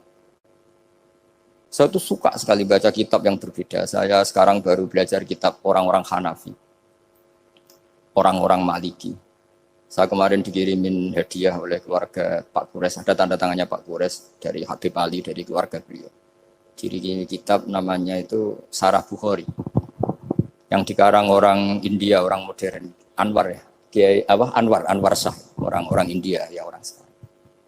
Itu beliau termasuk mujaddid kalau dalam perasaannya orang India. Mensarai Bukhari ya, kira-kira sanadnya Sayyid Muhammad ke beliau itu 3 atau 4. Beliau termasuk orang-orang yang bisa membentuk India seperti itu. India kan banyak syurahul hadis, termasuk Waliullah Ad-Dahlawi, terus Syekh Yusuf Al-Kandahlawi, banyak lah saya. Itu beliau cerita di kitab-kitab itu bahwa ilmu itu harus diungkapkan.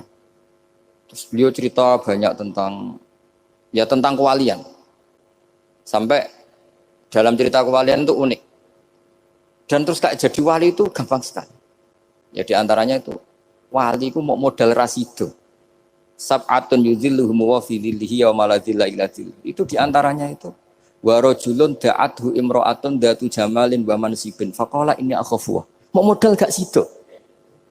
Wis dijak wong ayu, menarik, muni ra gelem. Modal ra gelem iku wis iso dadi wali. Iku yudhilluhum wa fi dhillihi wa maladhilla. Ya. Nah, masalah kita ora digelemi lah itu masalah. Itu sangat. Jadi gampang sekali dalam kitab Al-Minanul Kubra. Dan kalau baca itu enak. Misalnya gini, tentu masa lalu kita yang buruk itu tidak diceritakan orang lain. Dan itu kadang karena gengsi. Tapi kalau melihat hadisnya Nabi itu gampang sekali. Kullu ummati mu'afan ilal mujahirin. Umatku semua itu dimaafkan. Kecuali yang memperlihatkan salahnya dosanya. Jadi nggak boleh kalau sampean sekolah nggak naik kelas cerita anaknya. Kalau saat dulu nggak naik kelas, kalau punya utang koperasi tidak pernah bayar, nggak boleh cerita seperti itu. Kalau ditanya, bapak dulu pinter nggak? Oh pinter sekali. Harus bilang gitu, pinter sekali. Pernah ranking sekali, sudah nggak apa-apa itu. Meskipun dengan makna yang lughawi ya. Saya dulu iskal. Kan nyon sewu saya ini sering diparani orang yang mau tobat, tercerita gue saya dulu sering main perempuan, sering mabuk, tapi sekarang saya mau tobat gini-gini. Karena ini orang awam, tak terima. Tapi saya bilang gini, kamu jangan cerita ke anak kamu. Terus dia cerita, tapi kan saya harus jujur. Karena ilmunya dia baru terlalu jujur itu penting gitu. Terus pokoknya menurut kula ora oleh cerita, pokoknya ora oleh cerita. Ya guys, oke nurut. Setelah itu saya nyari-nyari sarah, termasuk kitab itu. Kok bisa orang yang tidak mujahirin, orang yang menutupi salahnya malah dimaafkan, yang cerita jujur pernah salah malah tidak. Sangat bener. Misalnya seorang bapak cerita, "Cung aku dhisik nak pacaran tak ambung." Misalnya, anaknya mesti suatu saat kan dia puber. Mesti nak ngambung niru bapak. Nah, kalau yang cerita itu ribuan atau jutaan. Cung aku zaman yang pondok iku rezekiku kok bodoni. Kan terus jadi syariatun muttaba'ah. Apalagi yang cerita ini ternyata jadi kiai, ternyata gitu ya tetap jadi kiai. Jadi kalau pura-pura soleh di rumah, pura-pura soleh, seakan-akan di pondok tidak pernah kodok, tidak pernah setor meluntir, tidak pernah apa kan. Katanya, lah lucunya, oke itu alasan. Alasannya Imam Ghazali itu paling masuk akal. Ini saya cerita. Ila aliman barokahnya baca Imam Ghazali. Fa inna wa ta'ala yakrahu zuhurul ma'asi. Wa min asbabi zuhur adalah al-mujahar. Karena Allah itu gak suka maksiat itu begitu kelihatan. Dan awal dari kelihatannya maksiat adalah semua orang cerita. Akhirnya maksiat dianggap biasa saja. Jadi kalau semua orang cerita zaman mondok nakal itu artinya semua orang yang nakal. Oh itu niru kiai ini karena ini niru kiai. Kan repot. Tapi kalau semua kiai sok suci atau suci betul dan semoga ya suci betul, kan yang maksiat yang mau maksiat ini nggak punya alasan karena masternya tidak pernah maksiat. Meskipun sebagian yang sultan nggak pernah konangan, nggak tahu pokoknya yang penting seperti itu. Itu hebatnya konsepnya. Saya dulu ya eskal loh. Kok? Ya tadi kullu ummati mu'afan illal mujahirin. Saya dulu se-eskal. Tapi setelah baca Ihya kata Imam Ghazali, karena Allah itu nggak suka zuhurul ma'asi. Allah nggak suka kalau maksiat terlalu muncul. Dan termasuk sebabnya muncul adalah setiap orang jujur menceritakan masa lalunya. Penelitian itu saya berkali-kali bilang tidak harus orang-orang pinter banget sebetulnya. Karena perangkat yang disediakan Allah ini juga menyediakan untuk orang-orang bodoh. Dan itu hikmah terbesar dari Islam. Jadi Islam ini bisa difahami orang pinter juga oleh orang-orang yang nggak pinter. Saya punya kenangan tentang ilmu astronomi. Kita belajar falak itu jelimet Pak Fathul Wahid, jelimet sekali.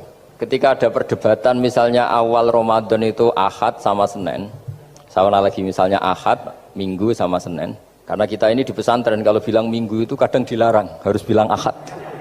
Apalagi kiainya Pak Fathul Wahid di Kudus, Kiai Torehan itu fanatik, itu nggak boleh orang bilang Minggu, harus bilang Ahad. Yang lucu itu ada seorang kiai yang sangat fanatik terhadap Islam, itu nggak mau kalendernya ditulis kenaikan wafat Isa Al-Masih. Karena keyakinan umat Islam bukan Isa yang wafat tapi Sibeh Isa. Itu di kalender Kudus kan wafatnya dalam kurung Sibeh Isa. Ya, yang menyerupai Isa. Jadi saking fanatiknya tetap menulis sesuai keyakinan. Saya teruskan. Orang kadang bilang begini, cara orang yang tidak mendalami ilmu. Sama-sama kiai, sama-sama ormas Islam kok beda awal Ramadan, sehingga jadi debat Ahad atau Minggu sama Senin. Saya punya mak-mak ya, kalau orang sepuh itu yang dulu ikut buyut saya. Jadi saya ini generasi kelima, itu orang itu muammar, ditakdir umarnya panjang. Itu bilang gini, Gus, sebetulnya untuk tahu kalender yang benar mana itu gampang katanya. Cari tanggal 15. Nanti kelihatan siapa yang salah. Ternyata betul. Kalau dihitung Ahad, nanti 15-nya misalnya jatuh hari apa, nanti kelihatan ternyata pas yang dikatakan 15 versi Ahad itu bulan belum purnama. Purnamanya itu di versi mereka yang tanggal 16. Berarti benar mana? Yang Senin kan? Tapi yang versi Senin ternyata betul pas 15 pas purnama. Artinya apa? Allah menyediakan perangkat untuk menguji Senin apa Ahad dengan cara awam, yaitu nunggu tanggal 15.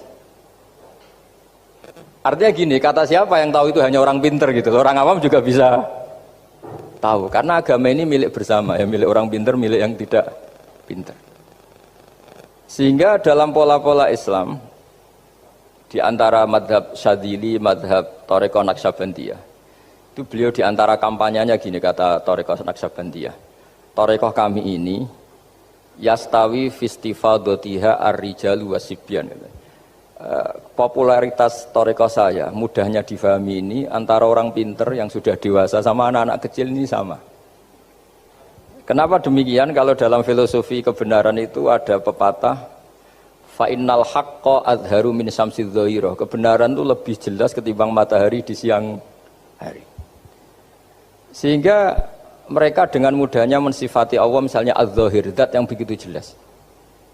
Kenapa Allah begitu jelas? Karena ulama dulu cara, kalau dalam bahasa pondok mensifati, menstatuskan. Alam raya ini maujud. Maujud itu ada. Di mana-mana sesuatu yang ada itu ya diciptakan oleh yang ada. Masa Anda ada kok menciptakan yang ada? Sehingga mereka tidak pernah tertarik sama faham komunis, ateis, bahwa alam ini dimulai dari ketiadaan. Pertanyaannya adalah bagaimana sesuatu yang tiada menyebabkan yang ada. Sehingga ulama dulu pinter, sifat wajib itu apa? Wujud. Karena alam raya ini kadung wujud, kadung maujudat, maka Allah harus wujud. Berhubung wujudnya Allah itu wujud penyebab, harus kodim atau harus awal. Masa penyebab datangnya terlambat dulu yang jadi efek dari penyebab itu. Sehingga mereka dengan gampangnya mensifati Allah az-zahir, zat yang begitu jelas. Sehingga Imam Sibawayh ahli nahwu itu juga mengenali Allah lewat teori nahwu. Beliau bilang Allah itu siapa? Allahu a'raful ma'arif, zat yang paling mudah dikenali. Nah sehingga tadi seperti yang dikatakan Pak Rektor, sebetulnya perangkat ilmu seperti tadi menemukan bulan itu diantaranya ditemukan kalau bulan tuh nggak rata itu ya lewat teori gambar, karena sekian jarak punya akibat sekian, punya misalnya kita melihat gunung kelihatannya indah, padahal di situ ya ada lubangnya, ada pohon yang tertebang, ada pemandangan yang nggak indah, tapi gara-gara dilihat dari jauh semuanya indah. Maka disarankan orang yang baru gak suka istrinya terus melihat dari jauh, tinggal minggat lah kira-kira. Kalau ditinggal minggat 2 bulan itu mesti cinta lagi itu. Kan fungsinya baru kelihatan itu. Tapi kalau dekat terus tuh mesti sama neknya lah kira-kira gitu, sama mangkelnya. Sehingga itu ya dipakai teori juga dalam silaturahim. Di agama terkenal ada pepatah zuruhiban tasdad hubban. Jadi ya jangan sering ketemu, nanti kamu gampang cinta. Kalau sering ketemu ya gampang bosen lah kira-kira seperti itu. Nah, kemudian teori-teori awam ini dikembangkan. Yang awam, jadi dulu orang menemukan matahari itu besarnya kayak apa, rembulan besarnya seberapa, itu dilihat setiap kita melihat mobil, itu jarak 1 kilo masih kelihatan sekian meter. Nanti kalau 2 kilo berkurang sekian senti, kalau 3 kilo berkurang sekian senti, terus dikalikan ya kira-kira seperti itu. Kalau rembulan masih kelihatan segede itu berarti kali sekian pengurangan tadi, terus ditemukan. Makanya kita Pak Fathul Wahid yang di pesantren, yang memang serius ngaji, itu di situ ada ilmu falak, itu ditemukan sebelum ada teknologi. Jadi kita tahu gerhana itu lamanya berapa, terus yang kena gerhana sisi mana, terus itu dihitung.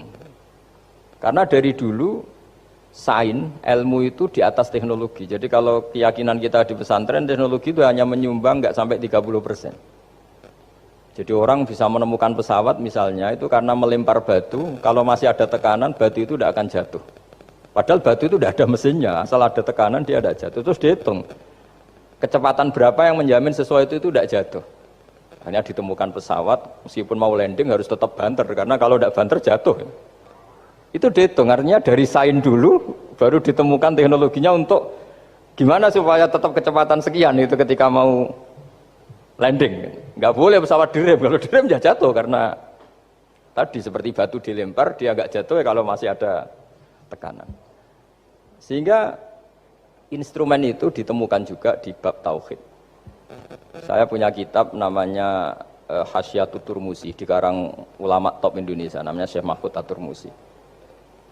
Itu beliau cerita Imam Al-Amudi itu ulama top, tapi dia itu unik, tiap ngajar santrinya itu ngajar matematika, ngajar ilmu eksak. Terus ditanya, sampai muridnya itu ragu, ini guruku masuk surga enggak, ini kiai kok hanya ngajar matematika. Ya kira-kira ngajar, ya seperti mahasiswa jenengan kan, ini rektor masuk surga enggak, ngomong teknik terus gitu loh. Tapi gurunya kayaknya enggak terima, disuudoni santrinya itu enggak terima, karena beliau seorang wali. Murid-muridnya itu bermimpi. Ini penting saya ceritakan, mungkin agak aneh di dunia kampus ya, di bab ini. Kalau dalam teori kita, Pak On itu, mimpi sama nyata, melihat itu otoritatif mimpi. Ini yang agak aneh di ilmu pesantren. Jadi melihat jenengan langsung dengan mimpi itu otoritatif mimpi.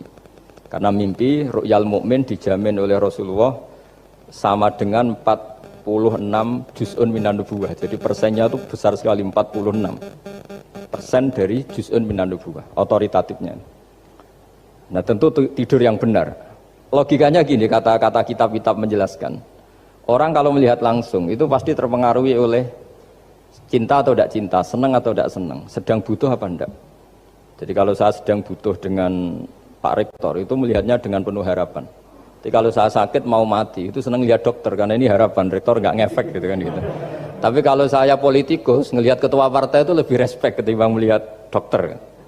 Jadi gara-gara banyak kepentingan ini melihat itu nggak pernah jujur gitu. Nggak pernah jujur. Jadi kebodohan manusia justru karena melihat itu kalau dalam teori kita. Makanya kalau dalam teori pesantren itu kebalik, anna sunyamun wa idza matu intabahu. Manusia itu hakikatnya tidur, baru setelah mati bangun. Misalnya kita di dunia nganggap uang itu penting, harta itu penting, jabatan penting. Setelah kita mati ternyata yang paling penting itu hanya sujud. Karena kamu itu kenangan ketemu Allah terbaik itu sujud. Yang kita anggap penting di dunia semuanya tidak penting. Yang kita anggap sepele kayak sholat ternyata itu super penting. Tapi sadar itu nunggu nanti di akhirat. Ya saya ini termasuk syukur yang sadar sebelum sampai akhirat. Jadi termasuk orang yang beruntung lah gitu. Nah, kenapa mimpi itu begitu penting? Karena tadi ketika orang tidur itu off semua, sistem sarafnya, sistem apanya. Yang ada hanya pengendalian Tuhan. Karena dia tidak bisa mengendalikan dirinya sendiri. Apalagi kalau tidurnya benar ya tentu pakai wudhu, terus pakai doa-doa, terus menghadap kayak mayit itulah, standar mayit itu menghadap ke kiblat kayak posisi mayit itu. Sehingga dia ada intervensi pada dirinya sendiri, ya tidak punya keinginan dari dirinya sendiri. Kamu kan nggak bisa ingin, wah tidur ingin ketemu wanita cantik kan tidak bisa nentukan gitu. Akhirnya ya benar-benar hanya milik Allah. Apalagi kalau kita bacanya benar, terus pikirannya benar. Makanya uniknya dalam Islam adalah doa mau tidur dengan wiridan setelah sholat itu ajarannya Nabi banyak mau tidur. Wiridan subhanallah 33, alhamdulillah 33, Allahu akbar 33 dan disempurnakan seterusnya itu ijazah Nabi kepada Sayyidah Fatimah itu untuk mau apa? Tidur. Bismika wada'tu jambi wa bismika arfa'u sampai doanya panjang. Allahumma aljatu zuhri ilaika, panjang sekali doa mau tidur. Saya yakin jenengan ndak hafal dan ndak. Paling ya bismika wada'tu jambi apa? Bismika Allahumma ahyawamu. Itu sebagian ustadz bilang itu doa ngaji katanya. Ada seorang ustadz saking mangkelnya, ibu sudah baca doa ngaji belum? Tak juara bismika Allahumma ahya bismika wa amut. Wah itu kan doa mau tidur Pak Ustadz. Iya biasanya kalau ngaji tidur. Jadi doa itu kalau itu doa mau. Akhirnya mimpi itu penting karena di situ manusia nggak punya nafsu, nggak punya keinginan, sehingga yang ada itu kata Nabi itu ada sittatun wa arba'una juz'an minan nubuwah. Sehingga dulu itu mimpi itu jadi sarana betul. Kita tahu kan cerita orang-orang dulu, Fir'aun itu kurang jahatnya, kurang kelirunya. Dia mimpi ada api dari Bani Israel yang membakar kerajaannya. Dan semua pentakwilnya sepakat itu maksudnya Anda akan dihabisin kerajaan Anda oleh bayi dari Bani Israel. Begitu juga raja zaman Nabi Yusuf, itu mimpi kalau ngalami ada 7 sapi yang gendut dimakan oleh 7 sapi yang kurus. Jadi mimpi itu sarana bahkan dari orang kafir. Karena ya tadi yang preman ya nggak ada premannya, yang soleh ya nggak ada solehnya, semua dikendalikan oleh Allah Ta'ala pas tidur. Sehingga tidur ini menurut agama lebih otoritatif, asal dengan tidur yang benar. Jangan tidur sambil ngerokok terus terbangun karena ininya kena itu. Nah, cerita-cerita unik begini kalau tidak orang pesantren itu tidak tahu. Karena ini memang khas pembalikan satu fakta yang diyakini orang banyak. Sehingga ulama dulu itu cerita, ini saya teruskan. Imam Amudi itu akhirnya murid-muridnya mimpi. Mimpi di situ tanya, Pak Ustadz, Anda masuk surga enggak ketika hidupnya hanya nerangkan matematika? Oh iya, saya bahkan enggak sekedar di surga. Malaikat dikumpulin Allah untuk mendengarkan presentasi saya ngajar matematika. Jadi kata dia cerita, Allah bilang gini ke malaikat, hei para malaikatku, kenapa kamu iman sama saya? Ya karena saya melihat engkau ya Allah, melihat kekuasaan engkau. Tapi imannya orang ini itu melebihi iman kamu. Wah ya tidak bisa, saya melihat engkau langsung, ini tidak melihat engkau langsung. Kenapa begitu yakin seperti yakin kita? Oh iya. Terus Imam Amudi, silahkan ajari matematika. Imam Amudi mulai ngajari matematika. Terus beliau ngajari ya sederhana. Angka 2, 3 sampai ribuan sampai jutaan itu bin nisbat ilal wahid nisbatun wahidah, yaitu nisbatul far'i ilal asli. Hanya ngajar itu dok. Dunia ini apapun banyaknya variannya, apapun banyak makhluknya, itu semuanya adalah nisbatul far'i ilal asli. Angka 2 ya cabangnya 1, 1 juta ya cabangnya 1, semua itu dimulai dari 1. Jadi di mana-mana hitungan itu dimulai dari 1. Dan 1 ini harus ada, yaitu Tuhan. Matematika akhirnya malaikat, wah keren juga maksudnya. Keren juga maksudnya. Akhirnya Allah bilang, dan itu didawuhkan juga oleh Rasulullah SAW, tuba liman amana bi walam yaroni. Yang hebat itu imannya orang yang enggak melihat saya. Makanya masyhur itu, malaikat ditanya Allah, siapa imannya yang paling kuat? Ya kita, karena melihat engkau langsung ya Allah. Para nabi. Terus tapi yang dari sekian pertanyaan itu jawab sama, yang paling ajaib adalah umat-umat Muhammad di akhir zaman, enggak menangi nabinya, juga enggak pernah lihat surga neraka, tapi iman sama saya. Dan mereka punya cara untuk imannya itu berkualitas sama dengan kamu para malaikat. Ya diantaranya dengan cara logika tadi yang saya utarakan tadi. Am khuliqu min ghairi syai'in am humul khaliqun. Kalau alam raya ini wujud, maka penyebabnya harus sesuatu yang wujud. Masa sesuatu yang enggak wujud menyebabkan yang wujud. Kalau angka 10 ada, 1 juta ada, pasti dimulai angka 1. Makanya nisbatusnaini wal arba'ah ila ma la nihayatalaha. Itu semuanya nisbatul far'i ilal asli. Semua angka berapapun jumlahnya itu binisbat ilal wahid adalah nisbatul far'i ilal asli. Itu cara-cara, makanya tadi kajian ilmu itu tidak ada habis-habis. Makanya perasaan saya itu kemungkinan orang Islam jadi ateis itu kecil, Pak Fathul Wahid. Saya punya kitab, ini saya ulang lagi, kitab calon wali. Kenapa saya sering cerita wali? Kalau di kampus itu kan orang inginnya ya jadi dekan, jadi rektor, atau jadi menteri lah kira-kira gitu. Kalau di pesantren orang itu cita-citanya satu, ingin jadi wali. Ya supaya majelis ini barokah, saya tidak perlu cerita dunia kampus. Kalau cerita kan corong Jawa nguyai segoro lah. Bongso keinginan gitu kan tidak selera saya, juga ada dunia saya. Supaya sampai dapat ilmu ya saya cerita dunia. Itu kitab, saya punya kitab calon wali lah kira-kira, atau wali sudah wali top, namanya kitab Tasbitul Fuad, karangannya Sayyid Abdul Haddad. Itu beliau cerita, di antara ceritanya itu unik, kata beliau begini, saya itu tidak khawatir orang Islam jadi murtad, apalagi jadi ateis, karena kalimat la ilaha illallah itu sahlatun qoribah, kalimat yang mudah sekali, sehingga saya tidak khawatir orang Islam yang ketemu orang ateis, ketemu orang macam-macam, asal diajari kalimat ini secara benar. Terus beliau cerita, yang saya takut tuh mereka masalah perempuan dan harta. Kalau iman kayaknya enggak. Singkat cerita yaitu di kitab seperti itu. Singkat cerita saya ketemu banyak orang yang kuliah di McGill atau kuliah di Amerika, di Jerman, mungkin di Norwegia, di mana-mana, di Australia, dan ketemu teman-teman yang di Korea Selatan juga. Mereka itu orang kebanyakan yang nyuwun sewu enggak keluarga kiai, tapi mereka enggak ada yang enggak tetap iman. Ketika saya tanya, kenapa Anda tetap iman? Padahal ada beberapa negara yang lebih stabil, lebih makmur dibanding negara yang mengklaim sebagai negara Islam. Itu cara berpikir ya sederhana. Enggak lah Gus, kayaknya kok Tuhan kok ada tanggal lahirnya? Enggak lah, kayaknya yang namanya Tuhan tuh ya awal lah. Masa pencipta langit bumi dituhani orang yang lahirnya di bumi, kayak enggak lah kayaknya. Jadi ya berpikir sederhana. Padahal ya kurang ajarnya Masya Allah. Anak ini ya dugem ya macam-macam, tapi kalau ditanya disuruh yang lain nggak mau dia. Enggak lah, kayak yang benar tetap Islam. Karena kalimat ini, yaitu tadi eksistensi Tuhan, tadi eksistensi Allah itu, la ilaha illallah itu kalimatun sahlah, kalimatun qoribah, kalimah yang begitu mudah difahami. Kenapa mudah difahami? Misalnya kita ngaji, Tuhan itu siapa? Yang menciptakan langit dan bumi. Dengan misalnya perbandingan Tuhan itu siapa? Yang lahir di bumi tahun sekian. Enak mana cara kita menerima itu? Kan keren yang menciptakan langit dan bumi. Tuhan itu siapa? Yang ada sebelum langit dan bumi. Dengan misalnya Tuhan adalah yang lahir di bumi. Keren mana? Nah, bayangkan kalau kita punya Tuhan Fir'aun. Sudah mati jadi tontonan kan, terus gak keren maksudnya punya Tuhan kok seperti itu. Nah ini yang katanya Sayyid Abdul Haddad, kalimat ini sahlatun qoribah. Sehingga kalimat ini pula yang kita dilatih, la ilaha illallah kalimatu haqqin 'alaiha nahya wa 'alaiha namut wa 'alaiha nub'ats atau wa biha nub'ats insyaallah taala minal aminin.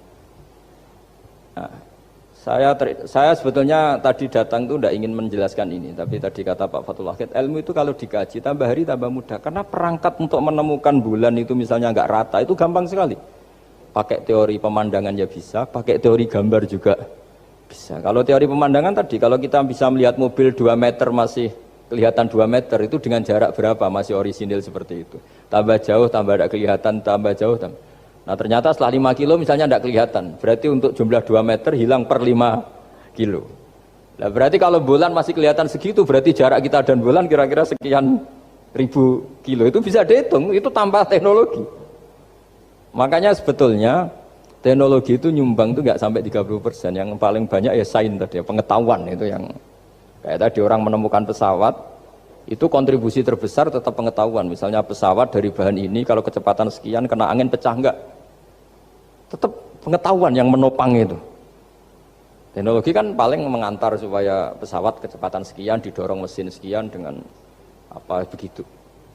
Nah, pesantren seperti kita ya, saya ini dididik Mbah Mun, dididik bapak saya, buyut-buyut saya, kiai. Itu sekali alim, yang alim betulan, itu ya alim betul.